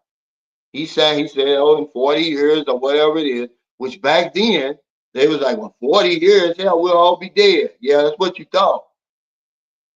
And now they own the damn Panama Canal, and they remember when the U.S. invaded Panama and killed all those innocent people, looking for Noriega, who was working with the CIA with them, and to the point where he was like any of those other uh, bad guys. The United States makes them bad guys once they stop doing what we want them to do. They mean no good to us. We don't have any use for them anymore. We got one of the baddest propaganda machines on the planet over here. They'll turn good guys into bad guys, and we fall for it. Look at, man, how you gonna build up Bin Laden, work with Bin Laden, Saddam Hussein, all of them? But history don't matter to most people. Only what's on Facebook. That's all that matters. We built all them fools up, man. And then when they decide, okay, look, I'm gonna do some stuff on my own, and you made me a dictator, you made me a powerful man in the region. I'm taking Kuwait back. Because if you look on the map, that's part of Iraq. We, instigated that for real. We gave him the confidence to do that. He said, I remember a couple of days before they snatched, he was on the beach and said they were watching him. Well, it just depends, man. Nobody was watching. Okay, listen to me, Mike, and listen real close. Nobody was watching that channel until he got kidnapped. He was speaking into the universe, Mike. There was nobody watching his channel until he got kidnapped. Okay? Absolutely nobody. He may have 9 views on some of his videos. Okay? Nobody knew who Elliot Eastman was. Man, y'all don't understand that YouTube is vast, man. There's millions and millions and millions of um, of channels. 2.7 billion people watch YouTube every month. He was just out there in the YouTube universe, just floating around. Nobody was watching him. It didn't matter what he said. He was saying that stuff for views. He knew where he was living. If I'm a vlogger and I'm living in Mindanao, and I'm trying to get traction, okay, because remember that's where I was, but I wasn't talking that stuff. He was trying to get traction. I never thought I was gonna get traction, so I never was, mentioning, oh, I live next door to the boogeyman. Go back in my channel when I first started. I'm right there in Zamboanga City. Okay, I couldn't have been in a worse place. But you didn't hear me talking about how they looking at me. My life's in danger. No, it was the other way around. How well the people treated me.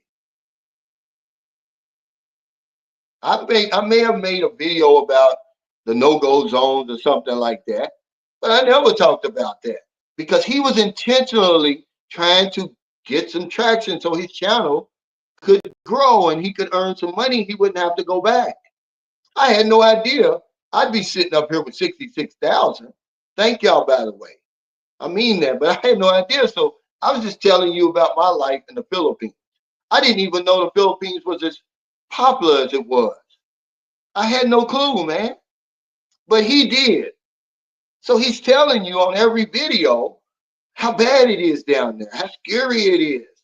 Oh, they're coming to kidnap me. Well, if that's true, why didn't you leave, man? That's all I'm saying. If somebody tells me, if Marilyn or my ex-wife or my son's mother, if they family would have told me something like that, I'm gonna believe them. Okay, because that's a point where I can't understand the language. See, this is what I'm telling you. When you go over there, we're playing behind the sticks to begin with.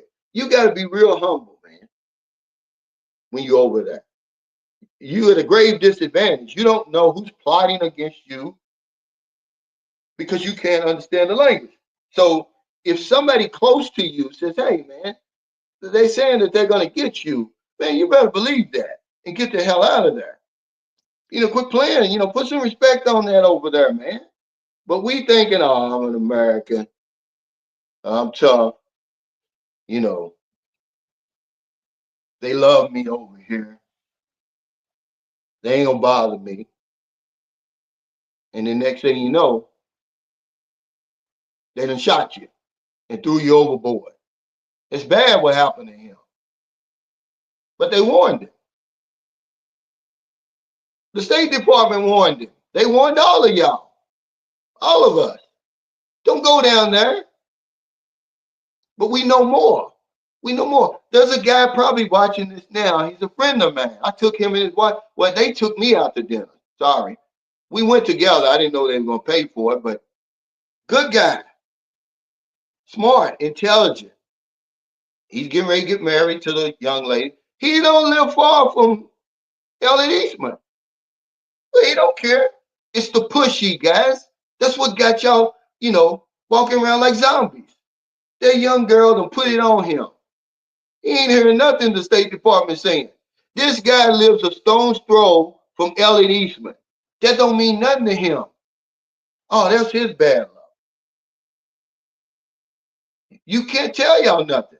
Okay, and remember, right after Elliot, maybe a week or two after, maybe a couple of weeks after they kidnapped Elliot Eastman, the police had a shootout with the bad guys. He lives, man, I mean, he lives right there where they were having the shootout with the bad guys. He doesn't realize that there's a kidnapping gang living in his neighborhood. But the woman put the pushy on him. He's addicted to the pushy. So you can't hear him. He can't hear what you're saying. He don't hear the State Department. He don't hear nobody. This guy is right in the backyard with the bad guys. He's not hearing it, man. And that's what happens to us. We go over there and lose our minds. And the women are starting to come around to it now. They're like, okay, these guys are pushover. All I got to do is let him push inside of me.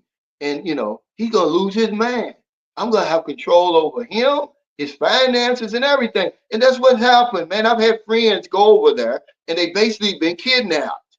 They don't even come, the woman don't let them come around their friends anymore. They very seldom leave the house. They got us over there because y'all won't listen. We won't have these conversations. We won't say, hey, look, man, slow down. Find out what you're dealing with over there. Because when you get off the plane, she's going to meet you at the airport with her legs open. I'm not putting you down. That's the script. Tell me I'm lying. Somebody tell me I'm lying. And that's what they know about us. I got you now. Now you're going to start promising shit. He said, just like this other brother coming over here without telling his bank. How dumb is that? That's just too many holes in that story. You think I'm going to let a bank, I don't give a damn what the circumstances is. If I got $3,500 in the bank, you think I'm going to let them close my account and send my check somewhere else and all my check is lost? Who's going to believe that in 2025? I don't care if it happened to you. It's not going to happen to me. You're going to give me my money some kind of way. Send it to me PayPal. You're going to do something. I'm going to get my money. You're not going to write me a check and then send it out into the universe. So where's the check? It went somewhere. So after a certain amount of time, guys, if you don't get that check and they can't see it in the system where it's been cashed, they'll write you another one. He's full of shit, man. Ain't nobody listening to that stuff, man. We ain't stupid. He can tell that stuff to somebody else. He gonna tell y'all that they sent that check out to the wrong address. Well, guess what? You're gonna send it to the right address. Because after a while, I think they give you 30 days if it's not in the system, because they're gonna believe you. Oh, I didn't get it. Okay, well, wait for 30 days. And if it hasn't been cashed, and guess what? We're gonna send you another one out. This time we're gonna send it to the right address. What address we want to send it to, sir? he's lucky, man. Fool me once, shame on you. That's where he is right now. Fool me twice, shame on me. He said, you best be building a modern house for her. And guess what? That house just ain't for her. It's for her family also. What are you talking about, Saran, a lot?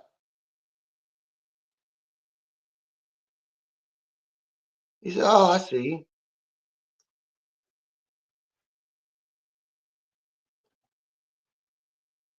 Oh, sorry, guys. This damn thing. I have it fixed and situated. This thing is okay. Um, this is an upgrade from the gimbal I had before. This is a lot better, man. These aren't real expensive, but you know, it's a really good gimbal. I just got to get to know it, and I don't know it yet. Hey, confident voice speak. Is that you and your girl on the? Is that a AI? He said, "What's up, brother? Just got out of the gym, feeling great. Are you ready to get back home, man?" I was back. I was ready the first day, but you know, I, it kind of slowed me down when I got around my kids and my grandkids yesterday. It feels good, man, to know how much you mean to people, man. We need that if you're gonna move overseas. Okay, you need to have a place where you can come back to and recoup, get loved on, and get that unconditional love, man. Make some more memories that's going to sustain you when you go back. Because, it gets quiet over there, man. And you really don't know what's real and what's not over there. You're guessing all the time. Your head's on a swivel all the time. But thank you, man, for that super chat. I know you happy to be back. You got that pushy. But yeah, that's what it is. Guys get henpecked over there, man.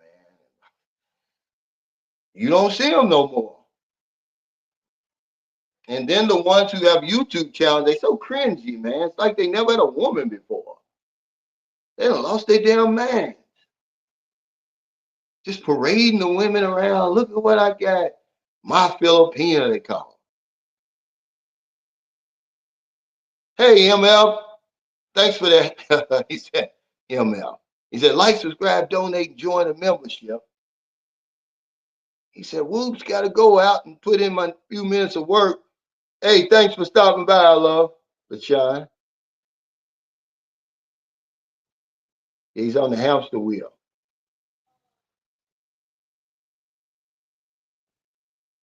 Yeah, he said, forge your own. Says, what I've noticed is most people just want to live decently and peaceful, but our leaders make us enemies. Yeah, with those distractions,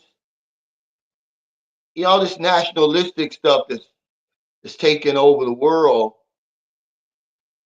it's messing it's messing the world up. They got us fighting over stuff that don't really matter. Meanwhile, the things that really matter, it doesn't matter if the president's Republican or Democrat. They're signing off on it. Has there been one president? Excuse me. I forgot to tell y'all this about this today. Sorry.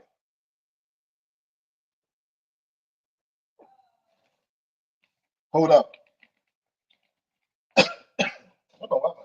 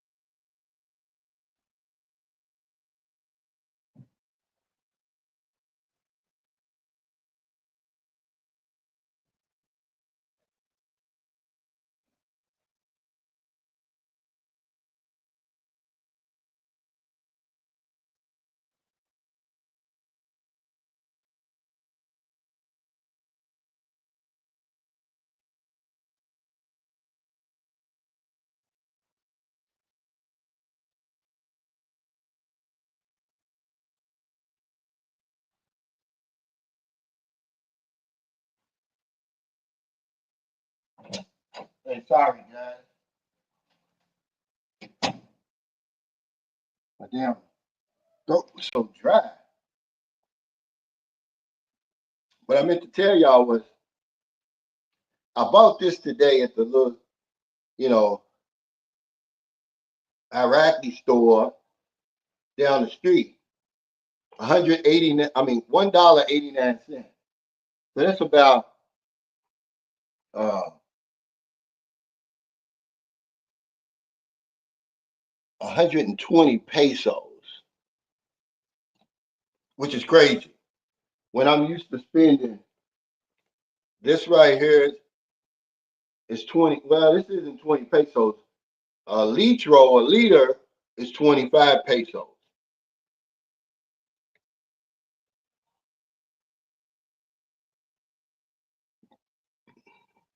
Yeah, but like I was saying, what president has ever cut the military budget? Has ever stopped funding Israel? Has ever not given tax breaks to the rich? But they'll have you fighting about abortion or about, men and women bathrooms and all that stuff. And, illegal immigration.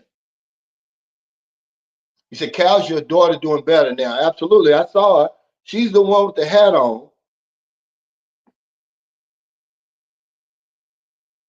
She's the one with the hat on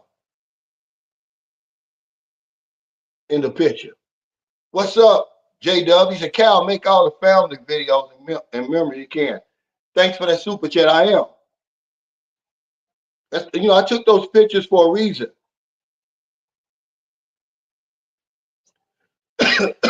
I actually got a video. I haven't put it together yet.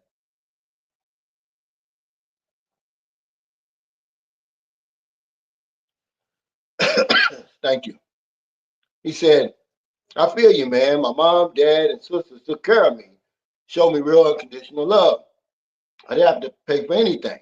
That's the part I miss being here in the Philippines. You need it. I haven't spent anything since I've been here. I mean, people have showed me unconditional love. I mean, I'm really shocked. It's good to know that you created some good bonds and stuff. Remember the fruit doesn't fall too far from the tree. I came here actually, my buddy gave me $60. I didn't need it. I didn't even ask him for it. I guess they think I'm here to stay or something. I don't know. He just gave me $60. We watching the game, me, him, and Gabe. Hell, I gave it to Gabe for his birthday. But it is unconditional love, man. When you go to a place like the Philippines, man, that's not gonna happen to you now. They'll feed you. They'll show you unconditional love once they know they can trust you. But it's gonna take some time. You know. Hey, Rizzuto, he said morning from Bahal. Good morning. I love Bahal. What part of Bahal? Yeah, the GOAT debate and all of that. Now it's a big deal. I saw where LeBron confronted Stephen A. And now that's the big deal. Like, man, nobody care about that stuff, man. He said, how you can defund Ukraine but not Israel? Yeah, it's crazy because Trump really, believe it or not, he idolizes Putin. He wants to be Putin, man. Can't be Putin because this isn't Russia.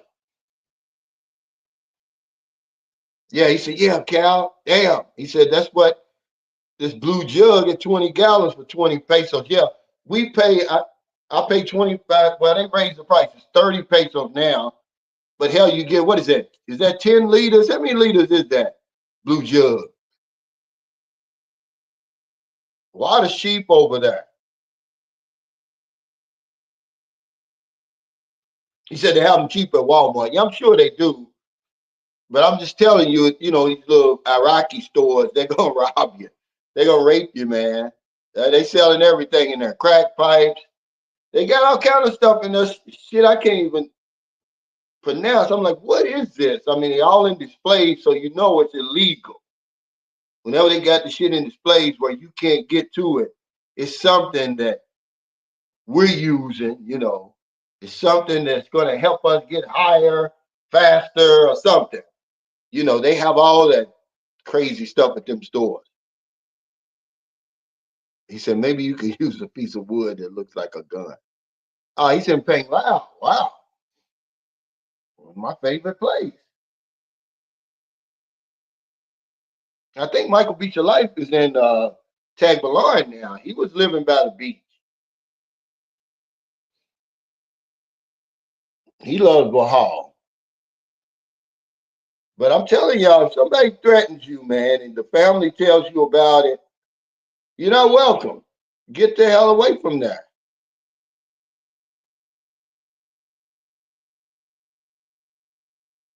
He said, yeah, it's going to take you at least a year of boots on the ground, yeah, before you get any real respect, yeah. No matter how long your LDR or how many short-term visits. But see, I can respect this coming from somebody like you, Saran, a lot, who's actually living there. He's bearing witness to a lot of what I'm saying. Y'all think I'll just be on here talking. And Filipinos do not trust you, man. They're great actors. They don't trust you. We got a bad reputation over there as playboys and all that. They want to make sure you're going to treat their daughter right and everything like that, and that you're a good guy. And you're not going to try, you know, to put nothing over on them or whatever it is. Because remember, whatever you do, they're left with it. They got to face the consequences. What's up, Victoria? But yeah, you're right. It's going to take a while of constantly going around. Same with the girl. What she's doing when you first see her, that's the unspoken agreement. She don't trust your ass.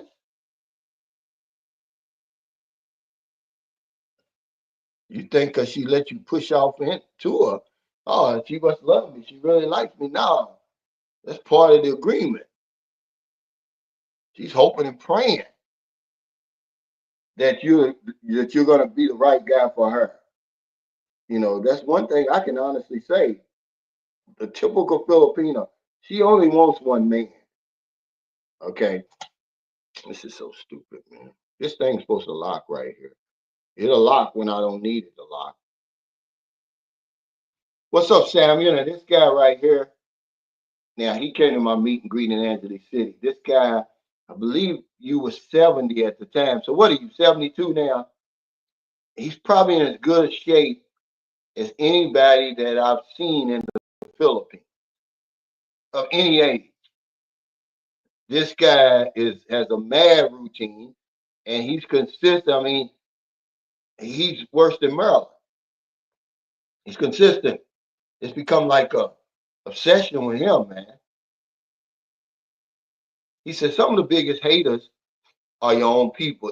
They stuck in that slave matrix and lost with no hope. It's true.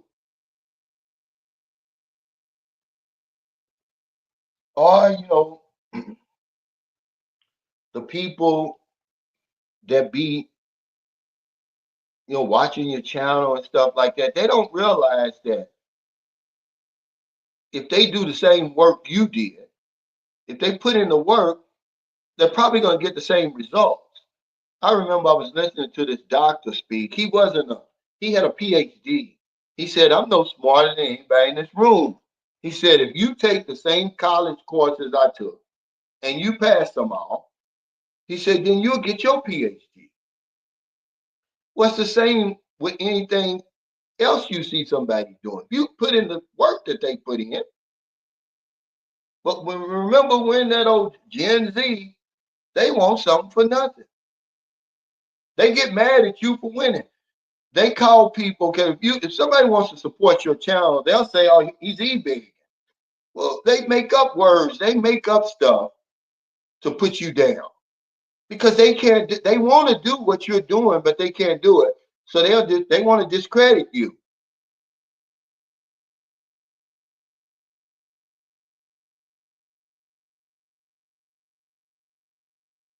Yeah, so Ron Allah's telling the truth though.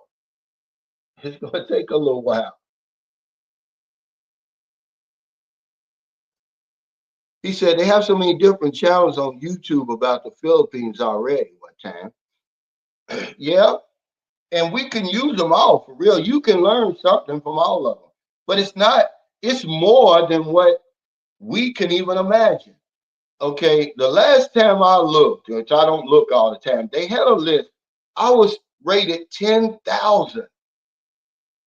I can guarantee you in the Philippines, there's probably, with Filipino channels included, I'm going to say it's probably a million channels or more. The thing is, you decide what channels you're going to see, really. I mean, it's more than just you, it's the ones you engage with. So if you engage with me, YouTube's going to send you all the other channels that are similar to mine. You're going to see Filipino P and all of them. Old Dog, Every Man Has a Story, all the ones of people just talking heads like me. You're going to get all those. But you're going to miss out on a whole lot of them too, because you're not going to, uh,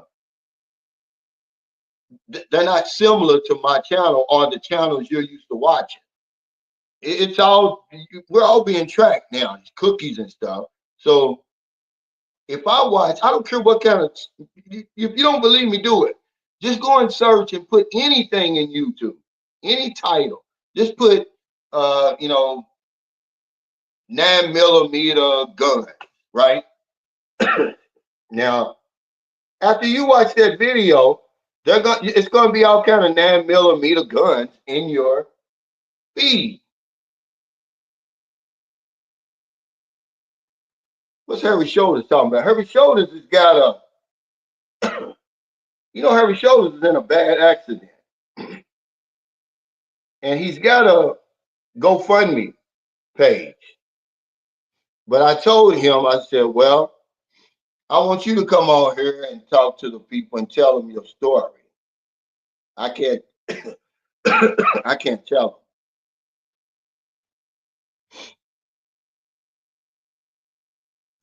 Yeah, see, this is more of a community, these live streams. And then especially when you went to the last meet and greet, that's where the people, you can put names to faces. You really get to know people.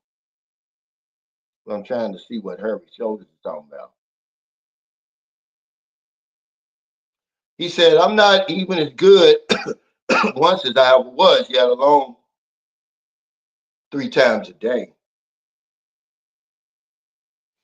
Yeah, Herbie Shoulders, you come on here. Herbie Shoulders got I gave him, I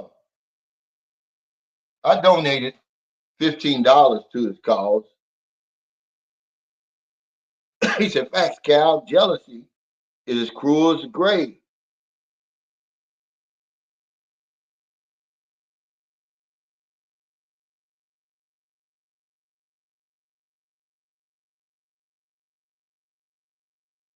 He said, what up, Unc? How you thought of a exact date for your meet and greet? Hey, thanks, Rob in the Philippines. Not yet. It's going to be probably 2 weeks out. I was supposed to have been going today, man. Got kind of warm on me out there. And I'm trying to see the bus stops, uh, they're not the same place they used to be. See, when y'all saw me walking out toward my old house, there was supposed to have been a bus stop right across the street from there, but it wasn't there anymore. But thanks for that super chat. Yeah, it's going to be in the next couple of weeks.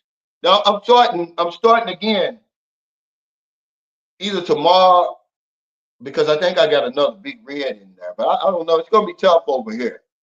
But yeah, I'm gonna have to do it, man. I see my face getting puffy, and it's the only thing that's really going to keep me focused, man. I'm going to join the Y, something to give me something to do because I miss being over that. He said, I'm just looking for a fair example, brother. I know all budgets would be different. I'm just asking generally. Well, I wouldn't I wouldn't even try to come over there for anything less than 1,000 per month. That's the, that's the bare minimum, really. And you're gonna have to be a money managing fool to manage that. I would say realistically, I would say 1,500.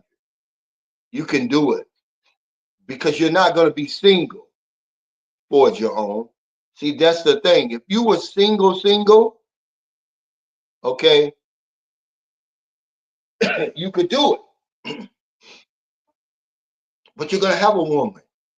It's almost gonna be forced on you. You're really gonna have to be. And people talk about, oh yeah, you gotta have restraint and all that. Yeah, you're gonna have the restraint of all restraints. I know guys over there. I got a good friend over there, Willard. He's been single ever since he's been over there. He goes on dates and stuff like that. And there's another guy that I met, um, but he's single now, having had a relationship, a living partner before. Yes, it's on the gimbal, which my phone is connected to the gimbal. But I think the problem is, I know what the problem is. Why it keeps messing up like that is because I'm not actually tied into the see, when I'm actually using the gimbal other than a stand, I'm just using it as a stand. It's connected to the app. I'm not connected to the app. That's why it's not. This thing will stay still if I'm connected to the app. He said, "Yeah." He said, "I joined a little bit late." He said, "Did I hear you're going to have a meet and greet here in Louisville?" I am. I'm just trying to find a place, man. Do you know a nice place? I was thinking about Hooters, but the Hooters on Dixie Highway is closed. The only other one is over in Indiana.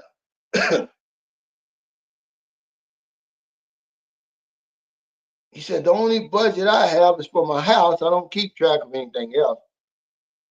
Yeah, you got to have some type of a limit, though. Otherwise, you're going to overspend because, boredom makes you spend.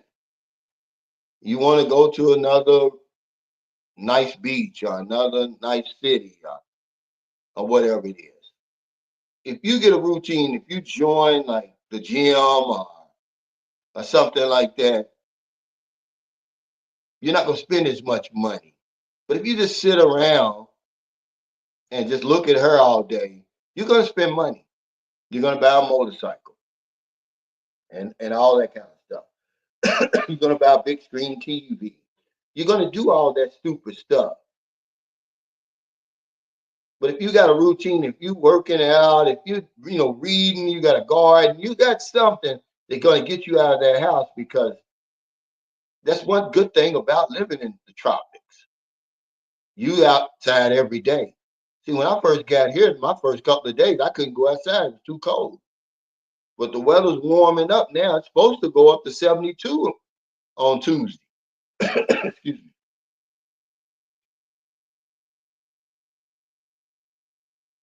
He said, I heard Shirley said when she asked for a second time around, she's going to have to say, we're out of stock. Yeah. Yeah, that's what I'm saying. Pick a nice bar for your meet and greet for a cookout. I could have it, the funny thing about having a barbecue or cookout, excuse me, y'all, I don't know what happened. My throat got too dry. Now you're depending on the weather.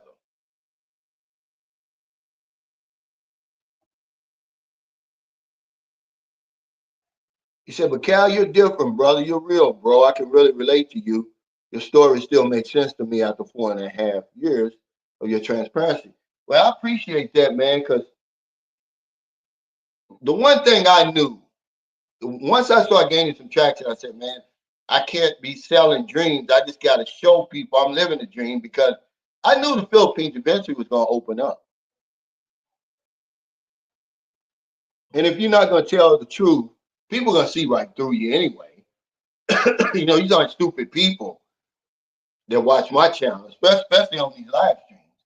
You can tell if somebody's lying, but the reason I like the live streams and the meet and greets is other people can see that men are doing the same thing I'm doing. I'm not making stuff up. They can bear witness to what I'm saying because the Philippines was going to reopen. I knew that. And you got these guys on here. They don't really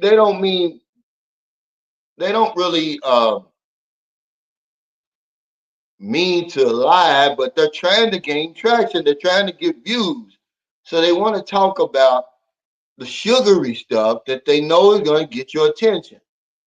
And but that's all they do. They stay stuck on that. I mean, guys that's been on here longer than me. Every time I look up, because they know that relationship. See, I'm not going to talk about, you know, I'm not going to do those type of videos while I'm here. I don't feel comfortable doing them. I'm in America now. Let's talk about the contrast. But they're over there and they're still doing it after all these years because they know that's going to keep the money coming in. So they talk about, stuff that I've talked about years ago. Like I saw a video of a guy today. He's gaining traction. He's a foreign guy. I think he sounds to be like from Britain or Australia. But anyway, he's talking about you're going to foot the bill for everything in the Philippines, right? Well, how many times have you heard that? But it still gets a lot of views. Or they'll make a video. I married you. I didn't marry your family. People are interested in that. They want to know, well, am I going to have to take care of the family after we've already told them? I've already told you. If you with a woman and her family is constantly asking you or asking her to ask you, you're in the wrong place, man. You need to get rid of that woman because the majority of the time, and the overwhelming majority of the time, the family's not going to bother you. Now, she's going to share her blessings. If you give her some money, she's going to give it to the family. But the families have never asked me for anything here. I promise you, man, they haven't. I wouldn't tell you that they did. I mean, I wouldn't tell you they didn't if they did. They're very proud. Okay, my son's mother, her family, all of them are in construction. So they stay working and they pool their money. They all live up there. Y'all seen when I went up in the mountains. They all live in that little compound. They don't need me for nothing. Then my wife's family, her brother is in the military, been in there for help.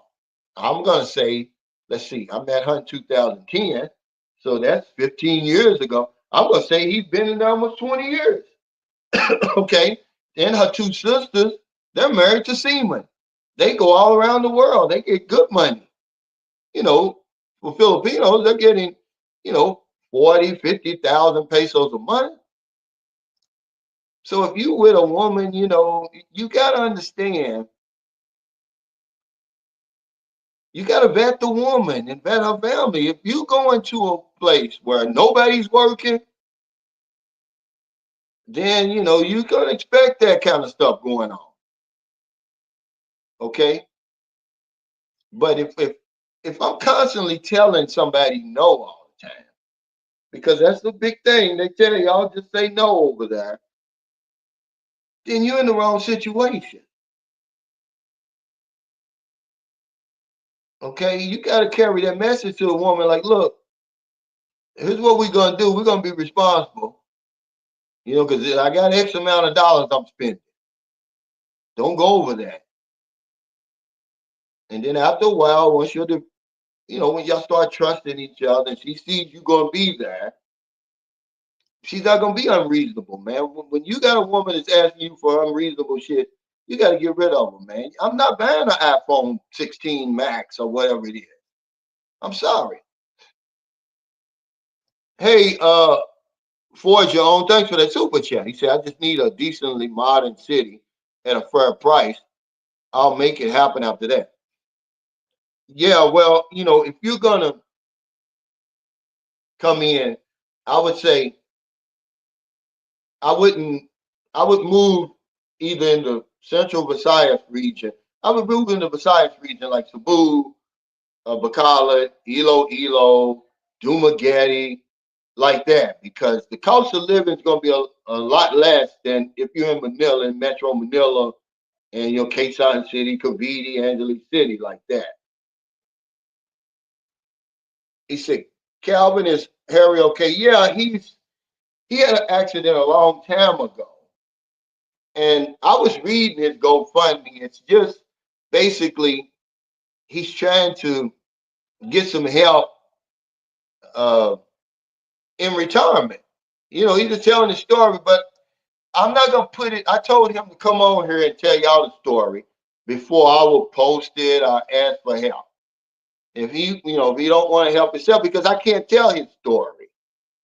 It's not like uh, Alex did that guy. Alex told his story and then put the link in there and said you want to help him. You know, Harry showed us his GoFundMe is a little bit different. When I read it, I don't even know how, because he said, "What do you think about it?" I said, "Well, the people would decide, not me. They'll decide if if it's what's the word I want to say? I don't want to say legit because it's legit, but they'll if it's worthy of them donating, basically. But I'm not gonna make that call. But he's basically okay. He said, my girl's dad was a seaman for 40 years, so he breaks my girl off with big money when he sells a piece of land. Yeah, I've just never had the experience. Now, none of them were rich. None of them had money. But they just never asked me for anything. I think, taking care of their daughter was is good enough. And, they're going to benefit from that some kind of way. Just like Merlin's brothers never asked me for anything, but anytime we needed work on the house, I let him do it. You know, um, and the mother lives with us. When she got her own house, Merlin's mother got a decent house. She lives in a nice, she inherited that land from her father years and years ago. She got a decent house. She could live there herself, but she lives with us because she watches Booby, and so I give her a salary. It's like that, But as far as the brothers coming over and the sisters, hey, lend me 10,000 and all that. No, finance me a business and all that. No, they don't do that, man. This never happened to me in all those years. So when you hear those stories, that's the exception, man. I'm sorry, they're just not going to ask you. And if they do, if you constantly saying no, get out of there, man. Thank you, for Joan, for that super chat. He says, thank you, sir. Many blessings to you and all that you survey. Wind at your back, sunshine on your shoulders. Thank you, brother. Yeah, I would start in Cebu or Dumaguete, Bacala, one of those places like that where the cost of living is not too high. People don't like those bubble cities. I like them. If for somebody new, it's gonna cut your costs down too, because you rent the condo for 300 or 400, then you probably have another $100 for water and electric. Now all you left is immigration and food, really, and your entertainment. All that's going to be around you, because initially you just want to get there and see if you're going to like it. You're not trying to. It's not like you've been there and I'm tired of St. Carl City. I want to take a vacation. When you initially get there, you just want to get your feet wet. You want to see, am I even going to like the Philippines? Is it too hot for me? The area that I picked does it have that weather, man? Because you got to be careful when you come to the Philippines. You better know where you're going. A friend of mine, he's in the Bicol area. I told him, look, man, well, he's moving to the Bicol region. He got a nice piece of land right on the beach. And I said, do you know that, that weather can get pretty tough up there? Because that's Central Visayas region. In the Central Visayas region and no, sorry, Central Luzon region and the Eastern Visayas region, like Lady, Billaron, then Samal. If you're dealing with women over there, man, you better know where you're going. Because that weather is tough, man. They get hit hard every year. And you don't want to be, starting over every year. I've got a friend, his name is Doug. He owns Small Fry Beach Resort. I had him on my channel before. And his wife is from Samar. And man, they rebuilt his wife's mother's house, I want to say 2 or 3 times. Because you're gonna get hit over there. I mean, it's gonna be a serious one come through there within your first couple of years. But they've got a lot of, Samar is the third largest island in the Philippines. I didn't know that to this year. I mean, last year. So there's a lot of places in Samar you can live, but Samar gets hit. Villaron, which is in between Lady and Samar, it gets hit.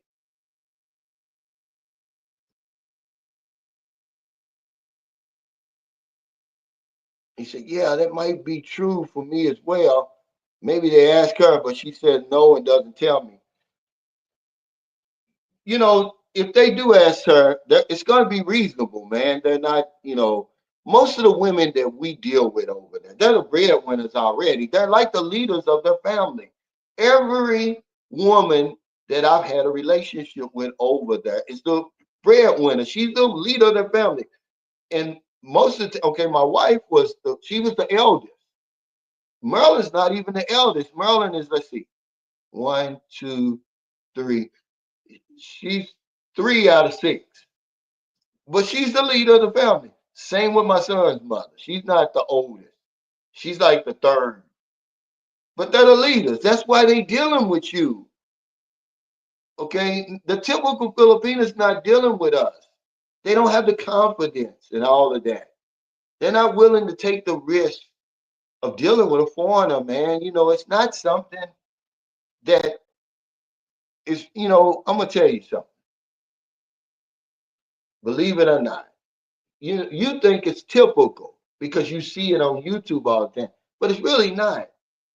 It's not typical for them to date you. So when you see one that's dating you, she's cut from a different cloth, man.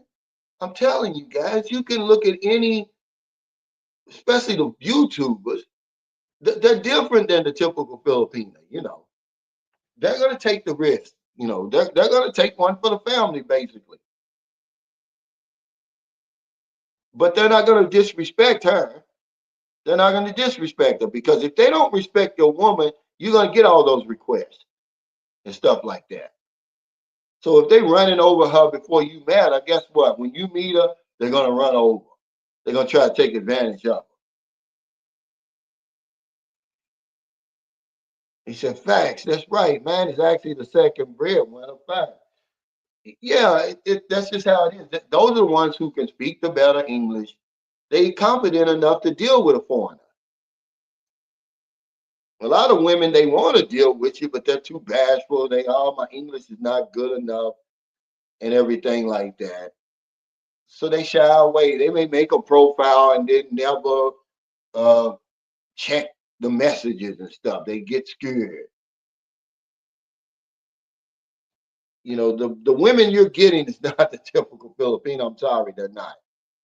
And, they got the culture and everything like that. And then you're going to try to meet them on the street. Like I see these guys, man, stop. They're lying. Can you do it? Anything is possible. But they're not meeting these women on the street, man. He said, Ted, Mr. T, hey, he says, I give my wife money to spend how she wishes. They will ask her, and it's up to her. I refuse to get involved unless it's a serious emergency. Yeah, see, what people don't understand is you are typically responsible. This is part of the agreement that you stand when you deal with the woman. This is the unspoken agreement. You're saying that if something serious happens, I'm going to be responsible. I'm going to pay. But a lot of guys, you don't think about that. When you start dealing with these women, man, if she gets sick, you got to pay. If the mother gets sick, more than likely, she's gonna want you to pay. And if you don't, the relationship is over. She's gonna be like, well, how can I uh, depend on you? You won't even help my mother. Or have to look. See, this is what we don't understand when we go over there. It's a lot of unspoken stuff that you agreeing to when she gives you the pushy. But you're not thinking about that. That's all you thinking about. You don't realize, yeah, you're responsible, dude. I'm sorry. Yeah, you're responsible.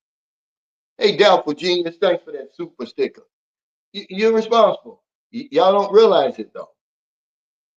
If something were to happen to Marilyn or any one of the kids or her mother or somebody in her family, they're looking for me to pay that. Okay, they just are. Now, will I have all of it? But I better be there to. I better be at my post. I better contribute something to it. I can't just say no. You can't say no in those situations.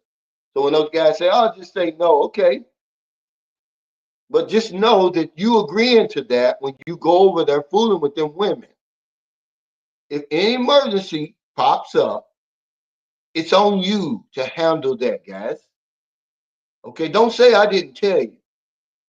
Okay, but that's your responsibility. So the best thing to do, as I've suggested many, many times, if you're going to give the woman some money, you get her field health policy. It's so cheap. Hell, get her mother one if she don't have one. If you don't have health care, get them some health care because you're responsible. If a natural disaster comes through and wipes out her mother's house, guess who's supposed to help rebuild it? You. You think she's giving you all that treatment and ironing your clothes and sucking your dick and all of that? You think that you're not? You got to pay for that. Okay, so get them some insurance. Stop banning my iPhones and stuff. Okay, I'm sorry. Stop doing it. When the birthdays come around, okay, you're gonna battle a child more than likely. He said, I still look out for my ex's adopted son to this day. We just lose our man over there. We think we never had a woman before. We never been in a relationship before. We never been responsible before. And we forget about all that till it happens. So I'm just telling you that, yeah, you're responsible for that. I'm glad he brought that up about emergencies and stuff because that's your job. That's part of the agreement that you signed up for. Okay, she said, okay, I'm going to take care of you. You're going to take care of me.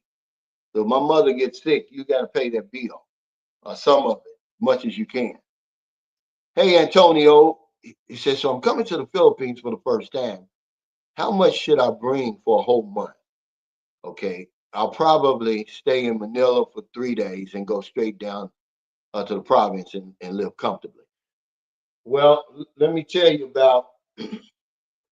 I always say, that's hard to say really, but I would say bring at least $1,000 for every week you're gonna be here. That's the goal, really. If you could do that, because you're only on vacation, you're not an expat, and that's not including your accommodation. Now, you say you're gonna move to the province and live comfortably. What province have she shown you where the province is? Do you realize that some of those provinces are so primitive that there is no living comfortably? Okay. How old are you? You look pretty young. You got because a lot of the young guys they will live with they'll live with the woman's family, man. I did, but only because I had to. But uh, there's a lot of guys doing that. There's a guy who let me see. I want to say that guy I told you, Hot Travel MC. I think he lives in the province with his girl, with his wife, because I can see the backgrounds. Because he bought a new motorcycle, and I can see the house and stuff. And then a lot of pictures. Sometimes he's inside that house. I think, it's to each his own. And, I don't want to live like that. Unless I absolutely have to. And it's not going to be for long. Excuse me, but you're going down there for a month, and that's how you want to live, man. You better know what you're getting into. Do you know that there's no toilet seats? There's no showers more than likely in the province you're going to. The bugs and the spiders and the snakes and all that. Just know where you're going. All provinces aren't the same. Some of them are nice, but some of them are so primitive, man. You can't live there. It's not going to be a vacation. The thing is, and then why would you want to? She wants to. She wants some excitement. You're not the excitement, man. For real? Yeah, she's gonna be so happy to see you, but she's gonna be like, "Oh, you're there to rescue me." She don't want you jumping in the damn, sleeping on the floor with her and all that. Come on, man. You should have the woman meet you in Manila or Cebu or somewhere. Go to Bahia or somewhere. You're only gonna be there a month. I don't think she wants to be, seeing you in the province. You go to the province to visit for one day. You battle the chine and all the fixing and maybe six red horse and you meet the family and everything. Then y'all go on somewhere else. Boracay, he said, and then straight to the province to live comfortably. Man, you guys are crazy, man. You better stay out of that province. You better know what you're doing, man. And provinces ain't no joke. Did you see you got mountain provinces, you got provinces by the ocean where you gotta watch out for the mosquitoes. I mean, they will literally eat you to death. Okay. He said, I'm planning to help and volunteer in Surigao Island. Well, hell, Confidence Boy Speaks is on here. He can tell you about that. But you're talking about living comfortably, and you're living comfortably. You can go to Surigao Island, Surigao. Which one are you going to?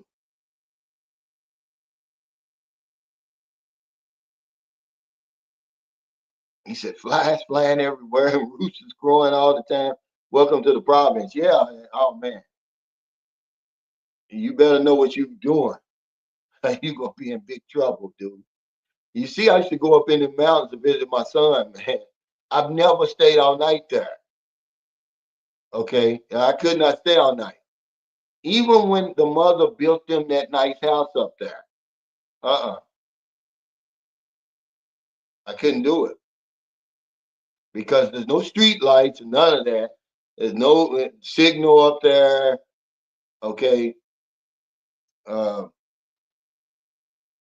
See, before these old, what I was going to do for them, because it's a front, they go, I don't know where they get the water, but see, one of the things I was going to do besides rebuild the houses up there, I was going to build them like a CR, but the trolls start getting on people so bad because I wasn't even, I wasn't even thinking about, uh, Typhoon Odette. I was just thinking about helping my son's family right there because they lost everything. You know, I was going to build them like a little CR up there so that they could use the bathroom and take and take a bath, in private because they just stand, all of them, they just stand out in the open with the bucket of water. Most of the time they have their clothes on and, they take their bath like that. He said, I was under the impression that the province is like living in the South in America. No, the province it just depends on what province. Every province I've been to, it's been pretty primitive. That's why they call it a province. People build their own houses, but there's rich people in the province who build nice houses. But it's, man, I wouldn't go there my first visit to the Philippines and try to stay there. I mean, trust me, man. Um, it's tough. That's tough going there. Okay, it's tough. It's a lot you got to get used to uh, in a short period of time. Yeah, you're gonna see the public bathing. I mean, that's how it is, and then you got to do that. There's no hot water. She may boil you some water and pour it in the bucket and make warm water. That's what you're gonna do. But yeah, he said my pension is 1260 a month. Coming whether I get help or not. Basically, okay is a good way of putting it. Well, I don't know. You need to talk.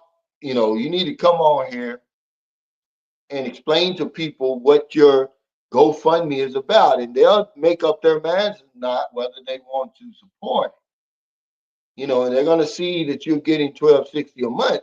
See, you got to make a compelling message as to why they should help you.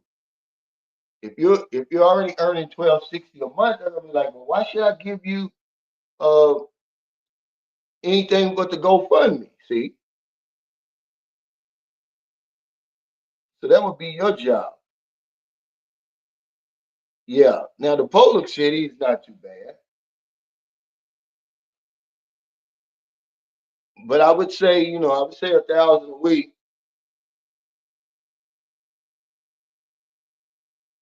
and I would say uh, I wouldn't spend too much time in the province, man. Dre going global said I stayed in Mindanao in the province of Tikal, right outside of Maxese, and it was a rough couple of weeks, but I was getting to know the family. Yeah, you can save some money if that's what you want to do. You can see the Philippines on the cheap, but it's a rough. I wouldn't want that impression of the Philippines. I mean, if you're gonna go over there the first time, man, don't cheat yourself like that. I mean, there's places you can go that are affordable, that are really nice, like Panglao Bahal.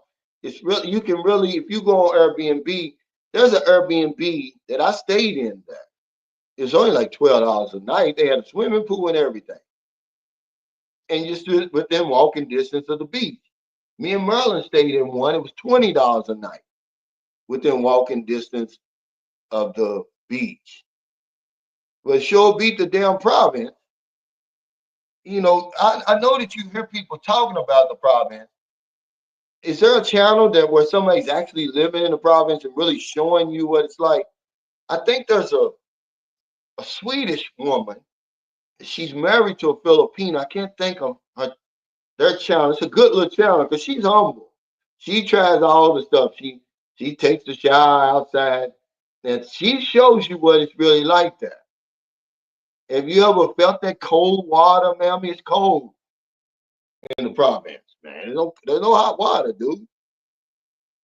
I know you want to be over there with the girl, and I don't know, man. I wouldn't do it. I'd visit, and that's it. I'm gonna be on vacation. But yeah, thank y'all so much for your super chat, super stickers, all your thumbs up, all your support of Sunshine Shoulders. I'm gonna get off here, man. I do these because I'm trying to get back on the regular schedule over here, man. I'm having a tough time, man. Because I just woke up, man, about 6:30. I went to sleep about 2, woke up at 6:30. And hopefully I can go to sleep. But I'm pretty sure I'm gonna wake up again about 3. Then I'll be up to about 5 or 5:30. He says, are there more people coming to the Philippines with all the firings? I doubt it. But I think people are discovering the Philippines now because of the warm and welcoming, environment that's going to meet you there. They're tired of this uh, tough, I don't even know what to call it, man. You know, inhospitable, I guess, circumstances that they're living in. Imagine working all those years, and then some fool comes in and wants to fire you, claim he's trimming the government. Meanwhile, he just spent uh what did he say? 75 million to renovate something, the White House or something. You know, this is the stuff they make they talk to you like you stupid. Okay. Now you're supposed to be cutting, saving money. They spent 10 million on him going golfing so far. 75 million uh renovating the White House some kind of way. I mean, make that make sense. Hey, Dave Mean, thank you, brother. He just left here, man, for the super chat. I went out with, we went, me and Maryland, we went out with him and his girlfriend. He's got a nice girlfriend. She's really nice. Oh, Dave, he's up in New York. Yeah, you just left. I know you. Are you back on track, Dave? He said, hey, brother Cal, try to stay healthy. I may make it down to the meet and greet. Depends on the date. Yeah, already making plans to go back to the Philippines. I know, man. I know you getting close to retirement. I know you miss your girl, man. You got a good one. And you've been making a lot of trips, man. Those trips are hard on you, man. I hope your girlfriend understands, the sacrifice you make, man, because they don't get it, guys. We done made it all about them that they think, are you supposed to do it? They'll never make that trip, really. They'll make it one time to come back to your country. But they think, oh, it's no big deal. Because they see it on the videos and stuff. Man, it's a big sacrifice. You gotta let her know. Some of them know, but they really don't realize it, man. They really don't. They take it for granted. They really don't understand all you have to go through to get over that, just to get over that. I mean, it's man. When I told my brother, he couldn't believe it. He's like, I said, yeah, that's why I ain't been home so much. I mean, it'll wear your ass out. I mean, the best technology we've got in 2025, it still takes your ass, 17 hours in the air. And then you better hope you don't have a long layover. Then you rocket 12 hours into the future when you get there. It's gonna take you 2 or 3 days to get adjusted. Then all the money you done spent, all the money you gonna spend. And she's gonna take you for granted, man. Y'all better tell them women what's going on, man.